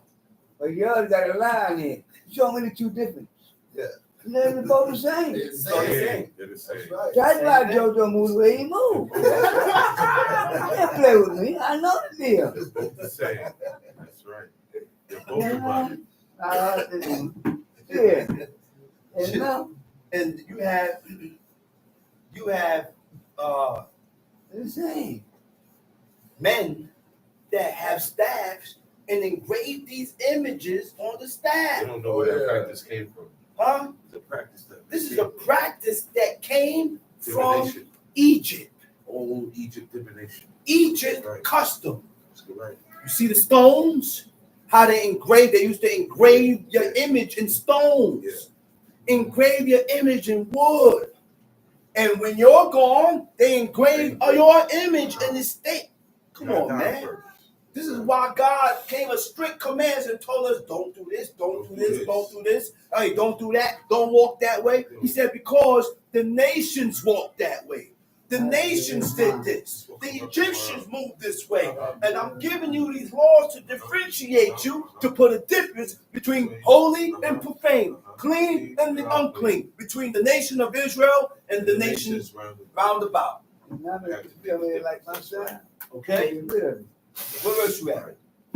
Verse 17. Uh-huh. The likeness, we'll read 16 over. Read 16, verse 16 over. Yeah. Lest you corrupt yourselves and make you a graven image. Lest you corrupt yourself and make you a graven image. The similitude of any figure. The similitude of any figure. Yeah. What is the similitude? In the Hebrew, it Any says figure. temuna, means an image or a picture of any figure. Any Okay, go ahead. The likeness of male or female. The word for likeness is tabnit. Tabnit means a likeness. The likeness of male or female. Picture. A Huh? statue of. The image of a male or female. The picture of a male or female. A statue. A statue of a male or female. So by us doing these things, you will corrupt yourself. By me having these things, I will corrupt myself. All you gotta do is possess. Huh? Now, once you become corrupted, you're corrupted. Your thoughts gonna be corrupted. Everything about you will be corrupt and contrary from what God said. Spreads. Right. Spreads. Okay, Amen. Tom She. So that's why when God said, "Listen, man, don't have these things." Guess what? I don't buy clothes with images. That's Yeah. right. That's right. I don't buy clothes with images. That's right. If it have an image, I'm looking somewhere else. I'm not buying that. Yeah, plain. It's gotta be That's right, plain. Tom. Different. Okay? And that's why we are different. These laws, That's what commandments, makes and you statutes is what makes you different. The laws, commandments, and statutes is what makes you holy and set apart. Talk about But when you live your life like the common people and you do things like them, now you are the same. You're the same like them. That's a fact. Tom Sheep. Verse 17. Tom The Sheep. likeness of any beast that is on the earth. The likeness of any beast that is on the earth. The likeness of any winged fowl that flieth in the air. The likeness of any winged fowl that flieth in the air. The likeness of anything that creepeth on the ground. Tom Sheep. The likeness of any fish that is in the waters beneath the earth. Uh-huh. Verse 19. Tom Unless Sheep. thou lift up thine eyes unto heaven, and when thou seest the sun and the moon and the stars, and even all the hosts of heaven, shouldest be driven to worship them and serve them, which the Lord thy God had divided unto all nations under the whole heaven. Okay. And has been driven. He Uh-oh. said, unless thou lift up thine eyes unto the heaven, and when thou seest the sun, the moon, and the stars, even all the hosts of heaven, shouldest be driven to worship them and serve them, which the Lord thy God has divided unto all nations under the whole heavens. So if you are claiming the heritage of Jacob, you should not have been outside watching the eclipse. You should not have been outside staring and marveling at the eclipse. Why? Because in Jeremiah it said, don't be astonished. Don't be astonished at the signs of heaven. Which means I shouldn't be buying glasses and staring up in the sky. Money they made on that one day. What did you do during the eclipse? I was home. I just got home from work, and I don't have time to be staring up in the sky because I'm tired. I'm going home to I rest. told her, I said, why don't you stare up in the rain? Okay? During the eclipse, you found people praying. Israelites were praying. Praying. People all over the world were praying. Praying. God All ain't types said of that. That's people. not something. All types of people. See, when we do these things, we're following the ordinances of the heathens. Yes. Nowhere in the book where God commanded us that if there's an eclipse, O Israel, thou shalt say a prayer. Show me in the book where God said you should say a prayer during an You ain't eclipse. see none of those men do it. Our forefathers ain't do that. But you don't think that you should say a prayer? No. Yeah. Show me in the book where you're supposed to say a Where you prayer. get this? Hey, John, sunbathing. Sunday. Sunbathing. Baby. You worship it. Same as yours. Hmm? He said, now, all religions stems from astrology. Right? All religion stems from the worship of the sun, moon, and stars. That's right. Okay? Now, Tom sheet, verse 20. But the Lord had taken you and brought you forth out of the iron furnace, even out of Egypt, to be unto him a people of inheritance as ye are this day. Furthermore, the Lord was angry with me for your sakes, and swear that I should not go over Jordan, and that I should not go in unto that good land which the Lord thy God giveth thee for an inheritance. Okay. He said, but the Lord had taken you and brought you forth out of the iron furnace, even out of Egypt, to be unto him a people of inheritance. God delivered and snatched Israel up out of Egypt to take these people unto himself. Why? Because he made a covenant with one man. He went into agreement with one man, Abraham. If it wasn't for Abraham, if it wasn't for the covenant and the agreement, that deal that he went through with Abraham, we would not be. He would have wiped us out already, man. He would have destroyed Israel. There won't be no more Israelites. He said, God was angry with me for your sakes. It's because of you why God was angry with me. You are the reason why God was tight with me. What took place, man? Because they bugged the man for water. Lord have mercy. We are in the wilderness. And there's no water. Okay? They're bugging Moses for water. And there's no water. So because he was angry and tight, he said the wrong thing. I said he said the wrong thing. That caused God to be angry at him. Which means we need to be careful with the things that we voice out of our mouth. Be careful of the words that you say out of your mouth. Because when we voice certain things, God will be angry at you. He'll be tight at you, man. And people feel, sometimes people say certain things, and I'm like, yo, man, don't say that. Don't say that. Chill out. Don't say that. You're going to jam yourself. You're going to jam yourself. Don't say that, man. But people think it's a game. And then now, the world think it's a game. Go ahead, Tom Sheet. Verse 22. But I must die in this land. I must not go over Jordan. But ye shall go over and possess that good land. He said, I must die in this land. He said, because of you, I can't go over this Jordan. Because of you, I'm not going to be able to go and see the land. He said, but y'all going. God drove me to anger, and I said this, and I said things out of anger, which caused me not to see this good land. But y'all going, though. They were trying to kill Moses.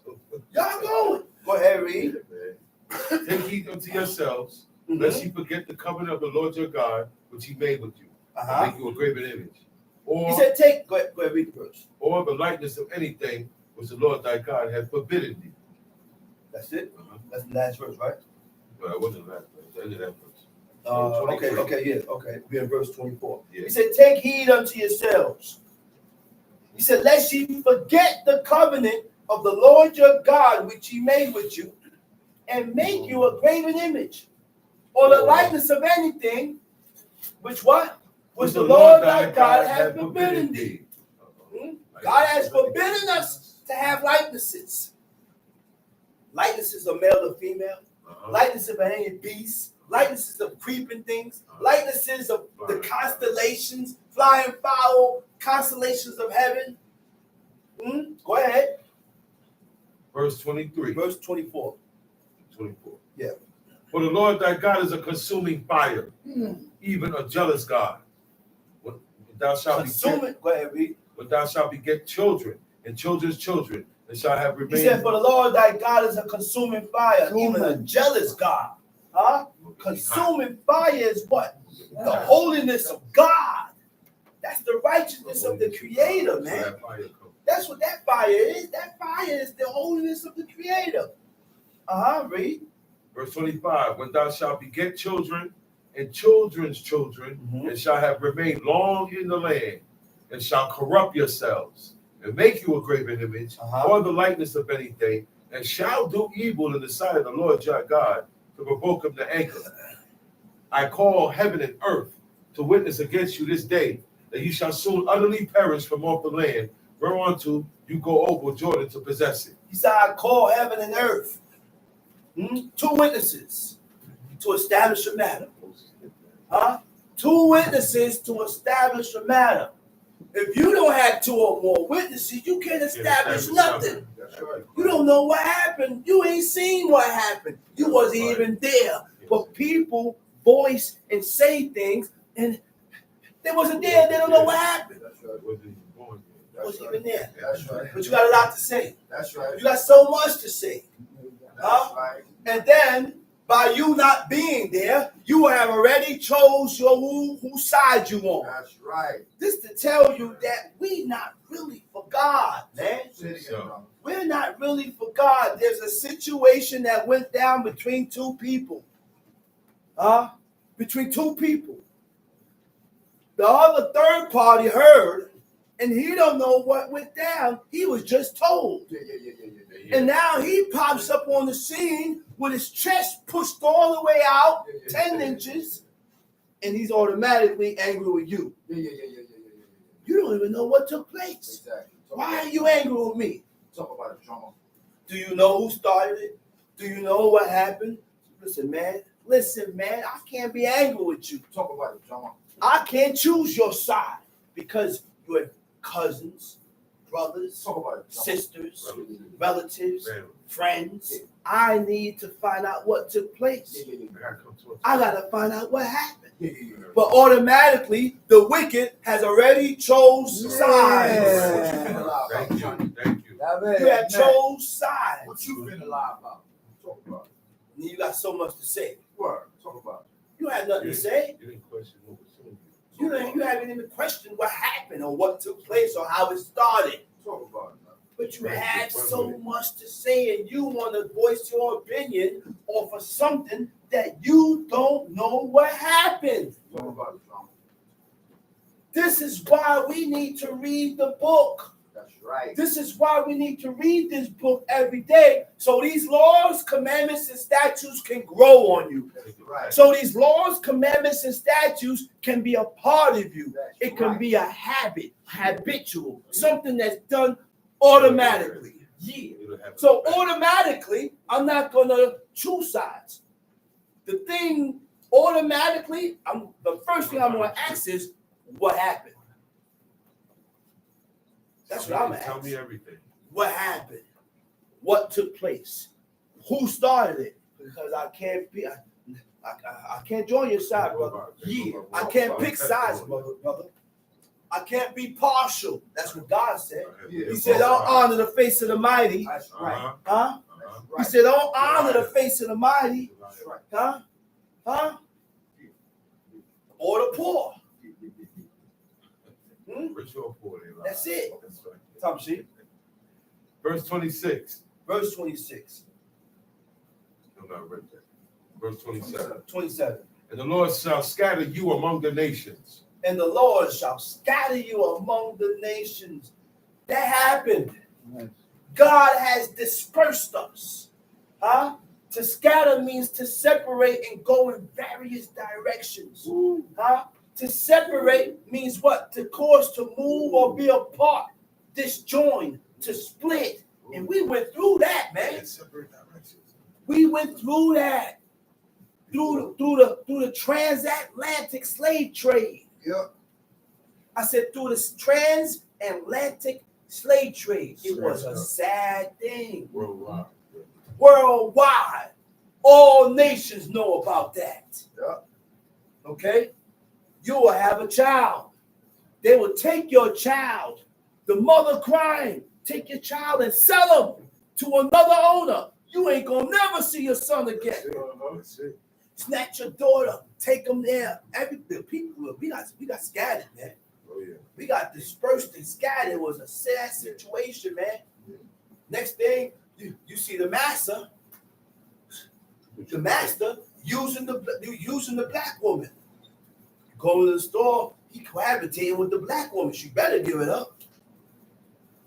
It's bad, man. They had their way. They had their way with us. Why?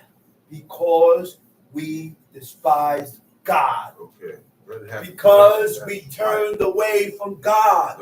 This is why that happened. It ain't for me to despise these people, but realize and recognize my fault and why God allowed this to happen to us. I'm not going to hate you. I got to hate myself for allowing this to happen by going against God. I got to despise the things that I've done that caused these things to happen by going against God. Despise the things that you have done, man. Hate those things. Tamshi. The Lord shall scatter you among the nations, and ye shall be left few in number among the heathen, whither the Lord shall lead you. And there ye shall serve gods, the work of men's hands, wood and stone, which neither see, nor hear, nor eat, nor smell. He said, there you shall what? Ye shall serve gods, the work of men's hands, wood and stone, which neither see, nor hear, nor eat, nor smell. You hear that? You hear that? Come on. So God said, when he dispersed us, kick us out the land and spread us all over the place, automatically we're going to serve gods of wood and stone. That's right. Get it twisted. Automatically, you're going to lean towards the idols and the deities. You're going to lean towards these things. Yeah. He said, you want this? He said, now I'm going to make you. I'm going to give it to you. Yeah. When we knew who the true and living God was, we didn't want God. We didn't want to serve God. We wanted to serve stocks of wood and stones. We kept looking at the nations and wanted to be like them. So now God took us, dispersed us, uprooted us out of our land, spread us all over the place. And now he said, okay, now you're going to now I'm going to give you these idols. Hey, go on and serve them. I'm going to give you what you want. Serve them. Knock yourself out. Knock yourself out. That's why slave went down. That's why slave went down. That's why we went through what we went through. We're in Deuteronomy chapter 4, verse 29. Tamshi. But if from thence thou shalt seek the Lord thy God, thou shalt find him. If thou seek him with all thy heart and with all thy soul. He said, but from wherever God had pushed us and put us, he said, if you seek God, he said, you're going to find him. If you seek God, you're going to find him. And you have had people that has been seeking. They're trying to find out who is God. I've been in this religion, that religion, that religion. And none of those religions add up. I've been searching for God for a very long time. God will show you. He will reveal himself to you. But you have to search and seek with in simplicity of heart. Go ahead, read.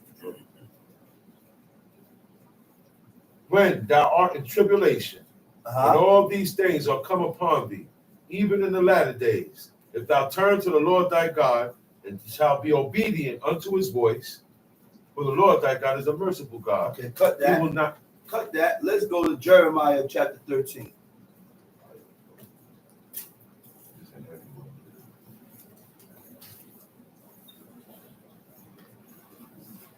Heavy. Jeremiah chapter 13. Thus saith the Lord unto me, go and get thee a linen girdle, and put it upon thy loins. He said, thus saith the Lord unto me.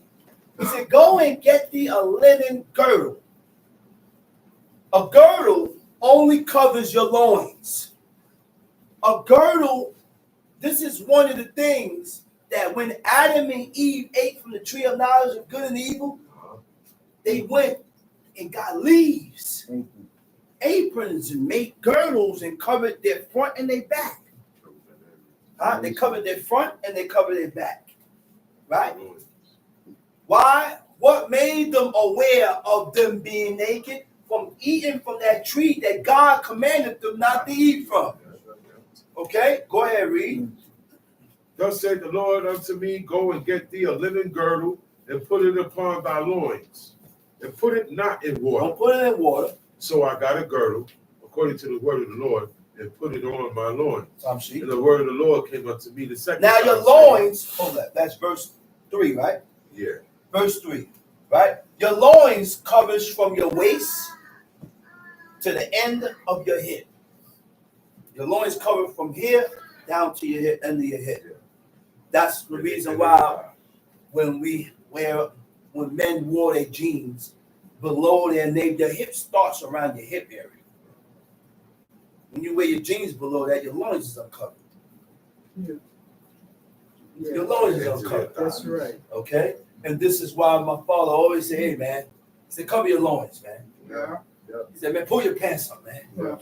He said, cover yourself up, man. Right. And these are things that we need to remember and keep in mind. That's right. Because I also have forgotten. I not forget, but you're not on point. Yeah. You're not on point, and we need to stay on point with these things. We have to. Why? Because those are also the laws and the commandments of your fathers. And when we do things contrary, when we do things opposite to the laws that your father has commanded us, we sin. We sin. Go ahead. So I got a girdle, And according to the word of the Lord, and put it on my loins. okay. Verse 3. And the word of the Lord came unto me the second time, saying, take the girdle that thou hast got, which is upon thy loins, and arise, go to Euphrates. He said, take the girdle that you got, and I don't need you to go to Euphrates. And hide it there, Okay. in the hole of the rock. Hide that girdle in the hole of a rock. So I went and I hid it by Euphrates as the Lord commanded me. And it came to pass after many days that the Lord said unto me, arise, go to Euphrates, and take the girdle from thence, which I commanded thee to hide there. What verse you at? I'm at 7 now. Then I went to Euphrates and digged, and took the girdle from the place where I had hid it, and behold, the girdle was marred. It was profitable for nothing. Okay, so God told him to get a girdle, right? Take that girdle and hide it in the rock. Yeah. And after many years, he commanded Jeremiah to go back for the girdle and get it, right? He said when he went back to dig for that girdle, he said the girdle was what? Marred, and it was profitable for nothing. You know who God compared the girdle to? The nation of Israel. That's right. This is what God is saying about this nation of Israel. So if this is a metaphor. So if the nation of Israel during Jeremiah times was profitable for nothing, what do you think about now? That's right. Now, by us hearing this, we should know that we have a lot of work to do with ourselves to get back in good grace in God's eyes. I swear we don't have no time, man. I'm telling you, we don't have time. And you know what? I don't look at myself and say, God loves me. You know why? No. God loved me to a certain point. To bring me into the sight of his clearness, to understand his laws. Okay? But we continue to play with his laws. That's right. So God despises you and he hates you. Continue to sin presumptuously. You continue to sin presumptuously. You know it's wrong. Yeah. Huh? So the pride in you allow you to continue. That's right. And not correct and disregard what God said. Yeah. Huh? So now it says that the girdle was marred. Profitable for nothing. Shakat is the Hebrew word for marred, right? Shakat means ruin, destroyed, corrupted. Now, this girdle was ruined. It means to damage irreparably. Remember now, God is comparing the girdle to the nation of Israel. Okay? Irreparably, right? The opposite of irreparably means to repair. Huh? Okay? What does repair means? When you are repairing, making repairs with God, huh? To return and make good with God. In returning, when we are returning to God, we have to recognize our faults to make any type of returning to God. That's right. Huh? Recognize that you have been at fault with God first before you return. I have transgressed. I have done this. I have done that. Accept your fault and realize that I have transgressed and I have violated and offended God. That's the first thing we need to do before we begin to make any type of correction, to make any progress. All right? To repair also means what? To commit yourself to God. So what does commit means? How do you commit yourself to God? Huh? To commit means to bind or obligate yourself. These are my obligations. When I read that, it sparked a memory of my pops. He was truly committed to serve God. That's right. Why? Because when you commit yourself to serve God, it means to bind or obligate yourself. That's right. When you bind yourself to God, you go into contract. That's right. Oh Lord God of my forefathers, God of Abraham, Isaac, and Jacob, if I ever walk this way, do this and this and this to me. You go into contract with God. That's why he said, listen, what you do, I can't do. If I move that way, I'm already in contract. If I move that way, I have already binded myself. If I move that way, God, he's going to do what I asked him to do to me. That's right. So because I believe God and I fear God, I can't walk that way. Because God is going to do this and this and this and this to me. I have went into contract. A person will only go into contract with God if he's willing to make repairs with himself. That's right. That's the beginning of repairing the breach with God. That's the beginning of making repairs in that's the beginning. So when you call yourself, I'm pushing for righteousness. What commitment? What kind of commitment have you? What kind of commitment? Did you what kind of commitment did you go into with God? What did you bind yourself? Huh? You got to give up something for something. You got to give up something for something. Oh Lord God, if I walk this way, do this to me. Oh Lord God, if I move this way, do this to me. Right. Penalties if I turn away or if I go against what God says. Now you're being serious. And if you die in those penalties, believe me, you straight. Why? Because you believe God. To come up and say such things like that. Huh? Those are the things that's going to keep you alive. Because you done asked God to do some atrocious things to you. That's right. David said, huh? To bind means to go into contract. To obligate yourself means to restrict yourself to the confinements of the laws of God. That's right. Huh? I have been restricted by the confinements of the laws of God, so I can't do that no more. Right. I have confined myself to the restrictions of the laws of God, to the confinements of the laws of God, so I can't walk that way no more. The things that I used to do, I do them no more.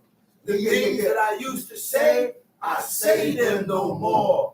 Yeah, that's me. Go there no more. You better stay far away. People, places, and things. Don't do the right. So now Right. we need to stay away, like the brother said, people, places, and things. That's what jam us. That's what jams us. People, places, and things. Okay? So when God ruins you, he subjects you to frustration, which is to induce feelings of discouragement. He discouraged you towards his law. He built up discouragement in you so that you can't follow. You're going to despise this way of life. You're going to walk away from this way of life because God done induced and stirred up these discouragement feelings within you so you can depart. Why? Because you called it to yourself with the works in your own hands. You turned yourself away. That's right. That's right. To destroy means what? To ruin the structural condition of. Your structure is also your mental condition. How you think. How you think. To corrupt means what? To change from what God has set up. To change, to alter from what God has set up. God has set up a lot of things. And we changed it, and we want people to accept it. Right. Yeah, man. Madness. God did not give Adam to another man. That's right. God didn't create another man because he's lonely. He gave him a counter, an opposite to what Adam was, which was Eve. And she was his helpmeet. Yeah. She was his supporter. She has allowed herself to be ruled by Adam. It's all part of help. Yeah. So when you're being ruled by your husband enforces the laws, commandments, and statutes of God. That's right. The things that you should be doing and should not be doing. That's right. it. That's the rulership. I have to make sure and put my foot down that the laws of God are being done. Okay, let's go. Verse 8. Verse what? Verse 8. Verse 8. Jeremiah chapter 13, verse 8. Then the word of the Lord came unto me, saying, Thus saith the Lord. Then the word of the Lord came unto me, saying, read verse 8 over. Thus saith the Lord. Verse 9. Thus saith the Lord, after this manner will I mar the pride of Judah and the great pride of Jerusalem. Go ahead. Verse 10. This evil people which refuse to hear my words, which walk in the imagination of their heart, and walk after other gods to serve them and to worship them, even as this girdle, which is good for nothing. He said this evil people. This evil people talk about the whole nation of Israel. But the people today don't look at themselves and say they're evil. Yes. We don't look at ourselves as evil. We think we right. Yeah. I said, we think we good. Yeah. We think we righteous. And we ain't nowhere near these people in this book that God is talking about. We're nowhere near these people. And evil in these people, evilness, where they was evil with God, they still had a connection. They still didn't have the amount of evil and wickedness that we have in us today. These people still will humble themselves and recognize their faults. See, iniquity and evil and wickedness has increased in the earth. Yes. He said, this evil people which refuse to hear my voice. You see what categorized you as evil? When you don't hearken. When you don't hearken. Plain and simple. Which walk what? Which walk in the imagination of their heart. In the imaginations of their heart. Sherurot. Right? Imagination. The word sherirut, it means stubborn. It means stubborn. Right? Stubborn. Difficult to manage. When you are difficult to manage, you are stubborn. That brings stubbornness, Difficult to manage, meaning I gave you an order. And you have so much to say or rebuttal about the order that I'm giving. You are difficult to manage. Huh? Unyielding means unwilling to change. Huh? Unwilling to change a decision. Unwilling to change your opinion. Unwilling to change your demand. You refuse to change. That's all a part of being stubborn. You know what else it means? Wrote a hardened heart. That's deep. That's the first example I put. When God hardened the heart of Pharaoh from doing that which is to be, from doing good. God hardened Pharaoh's heart from doing that which is lawful and right. From doing the right thing. From the first sign, Pharaoh wanted to give the people up. But God hardened his heart against it so he can show him his glory. Huh? Because he had to break Pharaoh. Pharaoh's pride was on level 10. And when the level, see, our punishment determines according to the amount of pride in us. That's why you or a person may have more pride than some. Your punishment is more harder than that person. That's deep, man. It just came to me. It just came to me. That just came to my head. Your punishment is determined to the amount of pride you have in you. That's why your judgment is more fierce. The things that happen to you is more fierce than this person. Because he will listen. And all you got to do is blow on him and he get right. But you, a blow, not going to get you right. I need to pick you up and hold you by your neck and pick you up to where life is almost leaving you.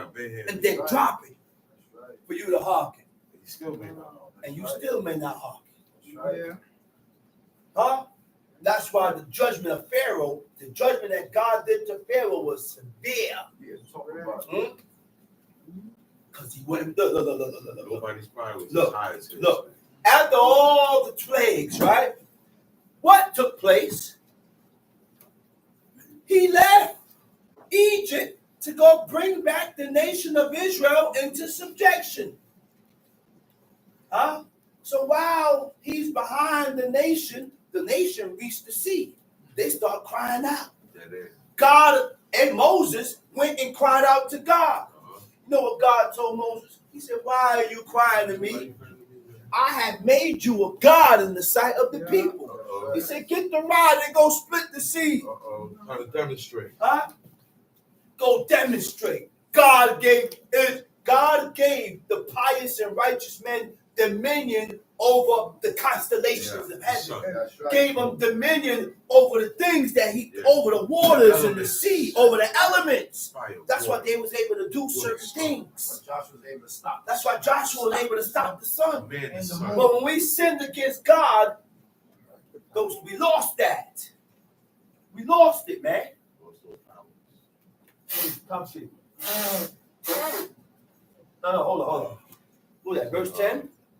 This evil people which refuse to hear my voice, which walk in the imagination of their own heart, walk after other gods to serve them and to worship them, shall even be as this girdle which is good for nothing. To go after, to have the same views of as the common people, to resemble or be like the common people. That's the world. That's the world, man. Go ahead, Tom Sheep. Whereas the girdle cleaveth to the loins of a man, so have I caused to cleave unto me the whole house of Israel. He said, as the girdle cleaved to the loins of a man, he said, I have caused what? I have caused to cleave unto me the whole house of Israel, and the whole house of Judah, saith the Lord, that they might be unto me for a people, and for a name, and for praise, and for glory. But they would not hear. Therefore thou shalt speak unto them this word. Thus saith the Lord God of Israel, every bottle shall be filled with wine. And they shall say unto thee, do we not certainly know that every bottle shall be filled with wine? Then thou shalt say unto them, Thus saith the Lord, Behold, I will fill all the inhabitants of this land, even the kings that sit upon David's throne, and the priests, and the prophets, and all the inhabitants of Jerusalem with drunkenness. And I will dash them one against another. I will dash them one against another. You know what it means by dash? Not pots. It means to disperse, to scatter, to fling away. He gonna spread us out, man. You see what God did to us? No direction to where we going. Huh? You see what God did to us? All because we refuse to hearken to his laws, commandments, and statutes. This is what we call to our own self, man. Go ahead, read.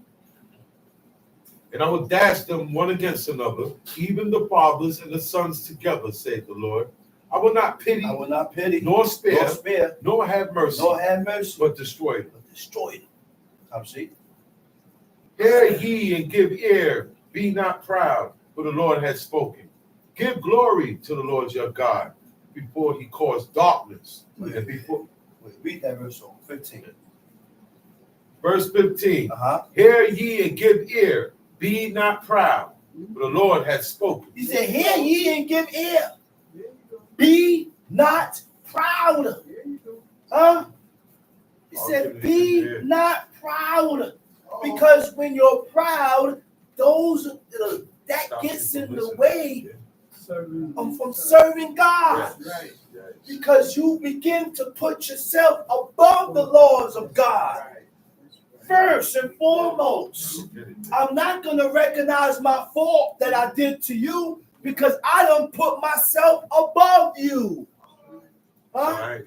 So now, because I put myself above you, which is called proud, I'm not going to acknowledge the fault that I've done to you.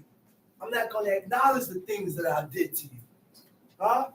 Pride before fall. Pride. Look, God judges us and punishes us according to the amount of pride that we have in us. Best to believe that. Tom Sheet. Give glory to the Lord your God. Give glory unto the Lord your God. Before he caused darkness. And before your feet stumble upon the dark mountains. And while ye look for light, he turned it into the shadow of death and make it gross darkness. He said, what? Give glory to the Lord your God before he caused darkness. And before your feet stumble upon the dark mountains.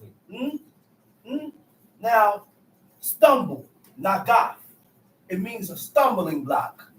The stumbling block is what causes you to fall into waywardness. Right. The stumbling block is what causes you to fall into sin. But God said, give glory to God before he calls you to fall into darkness. So before I get sick or before certain things happen to me, I need to turn towards God. Right. But we wait until something catastrophic happens. Until it's too late. And then we want to turn. We wait until certain things happen and then we want to turn. No, wow. We need to turn before these catastrophic things happens in our lives. Wickedness makes us linger. Huh? Tom Sheet. Give glory to the Lord your God before he caused darkness, and before your feet stumble upon the dark mountains. And while you look for light, he turned it into the shadow of death and make it gross darkness. But if ye will not hear it, my soul shall weep in secret places. He said, but if you will not hear it, he said, my soul shall weep in secret places for your pride, and mine eyes shall weep sore and run down with tears, because the Lord's flock is carried away captive. Even though we violate the laws of God, even though we have offended God, he still feels sorry that he have to do this to you. Huh? You ever had a son and you said, man, this is going to hurt me more than it hurts you. I don't want to beat you. But I need you to understand the severity of the things that you have done. I need you to understand the things that you have done is not accepted. What they don't do these days. And people, listen, Go ahead, read. This is how God dealt with the nation, man. Yeah. This is how God dealt with the nation. With you like a father to a son. That's right. Tom Sheik. But if you not hear it, verse 18. Verse 18. Say unto the king and to the queen, humble yourselves, sit down, for your principality shall come down, even the crown of your glory. He says, say unto the what? Read that verse over. Say unto the king and to the queen, humble yourselves. Humble yourselves. Sit down. Sit down. For your principality shall come down, even the crown of your even glory. the crown of your glory. Principalities. Oh, boy, yeah. The word for principalities is mar ashut, right? You know what that means? It means your standards and your dominion. Okay. Your dominion, it means what? What does dominion mean? Supreme authority. That's your rulership. That is what? Your power. The power that God gave you over the constellations and to rule everything in the earth. This is why Joshua was able to stop the sun. This is why Moses was able to take the rod and split that sea in half so that he could deliver a whole millions of people away, deliver millions of people from the Egyptians. We had power over the constellations, man. But because of our iniquities before God, our power, we lost that. We lost those things. Your standard, something set up and established by the authority or rule. The structure was built by God. He said, your principality shall come down. The word for come down, it means to decline. Diminish. Shall diminish. The north. We lost that, man. Water boats ain't skinny. Tom C. The cities of the south shall be shut up, and none shall open them. Judah shall be carried away, captive, all of it, and shall be wholly carried away, captive. Lift up your eyes and behold them that come from the north. Where is the flock that was given thee, thy beautiful flock? What wilt thou say when he shall punish thee? For thou hast taught them to be captains and as chief over thee. Shall not sorrows take thee as a woman in travail? Verse 22. And if thou say in thine heart, wherefore come these things upon me? For the greatness of thine iniquity are thy skirts discovered, and thy heels made bare. And if thou say in thine heart, wherefore come these things upon me? Why is this happening to me? I can't believe this happened to me. You know why you say, why is this happening to me? What do you mean, why is this happening? What do you mean, why things is not going right? Because you have sinned against God. Right. This is why these things is happening and going down in your life. But you have so much pride in you that you can't recognize it. You think it's because of him or this person or that or because of this happened. No, everything else except for checking yourself. Everything else except for checking yourself. This happened because of my shortcomings with God. That's right. Tom Sheik. Can the Ethiopian change his skin? Can the Ethiopian change his skin? Nah. Can a person change his skin? Nah. I can't change my skin. You can't change your skin. He said, or what? Or the leopard his spots. Then may ye also do good that are accustomed to do evil. He said, can a what? Can an Ethiopian change his skin or the leopard his spots? Then may ye also do good that are accustomed to do evil. It's a trap. The word for accustomed is lemud. Lamed memdale. It means accustomed or trained. Then he that is accustomed to do evil. Accustomed meaning what? To make familiar. To make familiar through practice. To make familiar through practices, because your practices become habitual, becomes a habit. So by me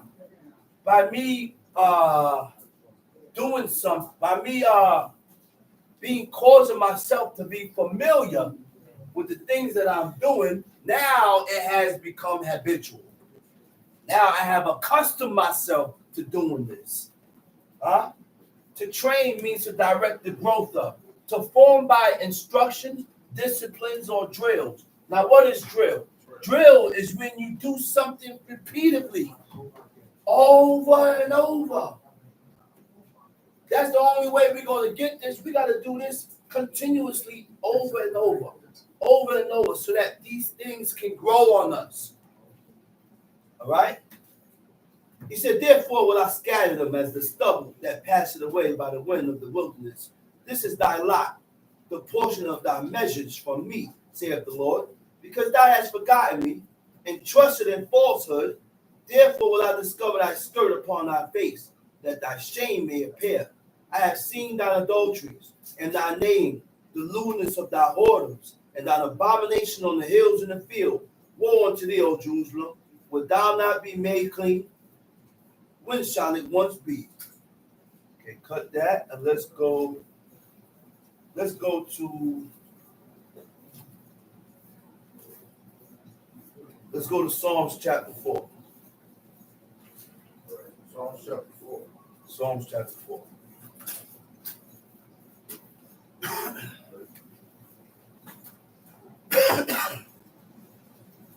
Psalms chapter 4. Gotcha.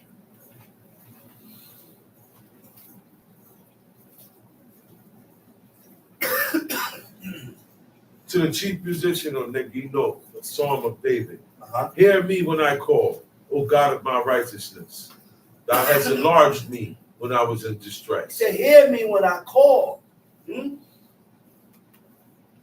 O God of my righteousness. Because there ain't no guarantee that God is hearing you. You can bow your knee and send up whatever amount of prayers you want. But if your ways is not accepted by God, then God is not going to hearken to your prayers. Right. If your ways are not accepted by God, then God will not hearken to your prayers. That's right. Why? Because you are not accepted. That's right. In order for God to hearken to my prayers, I have to be accepted by God. Which means I have to be doing things that is acceptable in the sight of God. That's right. Just like the sacrifice, the brother said. If I set up a sacrifice, in order for God to accept my sacrifice, my offering, the person that's setting up the offering has to be accepted. So now, once you are accepted by God, you're not going to pray and worship with people that God don't accept. Right. So we have to be on point and very circumspect with who we set up prayers with. That's right. Because I'm bowing my knees with people that despise God. That's right. We live two separate lives. What you do, this guy here won't do. How you live, this guy don't live that way. And I call and this is why Samuel was hesitant on praying with King Saul. Right. Why? Because God has rejected him. There was a point in time in history where God rejected the king. Yes. Right. Why? Because he went against the commandment of God. So because God rejected him, Samuel didn't pray with him. Tom Sheik. O ye sons of men, how long will ye turn? Read verse 1 over. Hear me when I call, O God of my righteousness. Thou hast enlarged me when I was in distress. Have mercy upon me and hear my prayer. Okay. He said, thou hast enlarged me when I was in distress. Have mercy upon me and hear my prayer. The word enlarge means what? Rakab. Rakab means to enlarge, to give greater scope to. Right? What is a scope? What do you mean by giving greater scope to?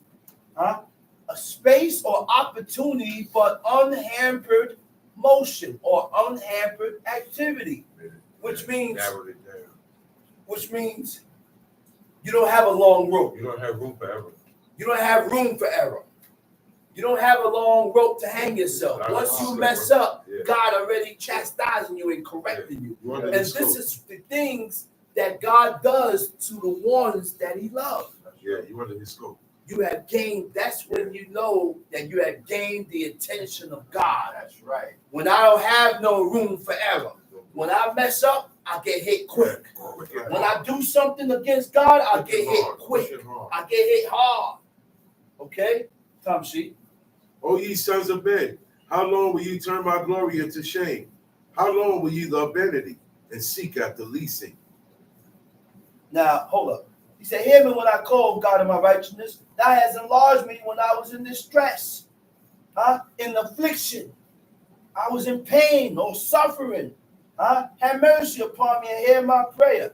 O ye sons of men, how long will you turn my glory into shame? Kibodi.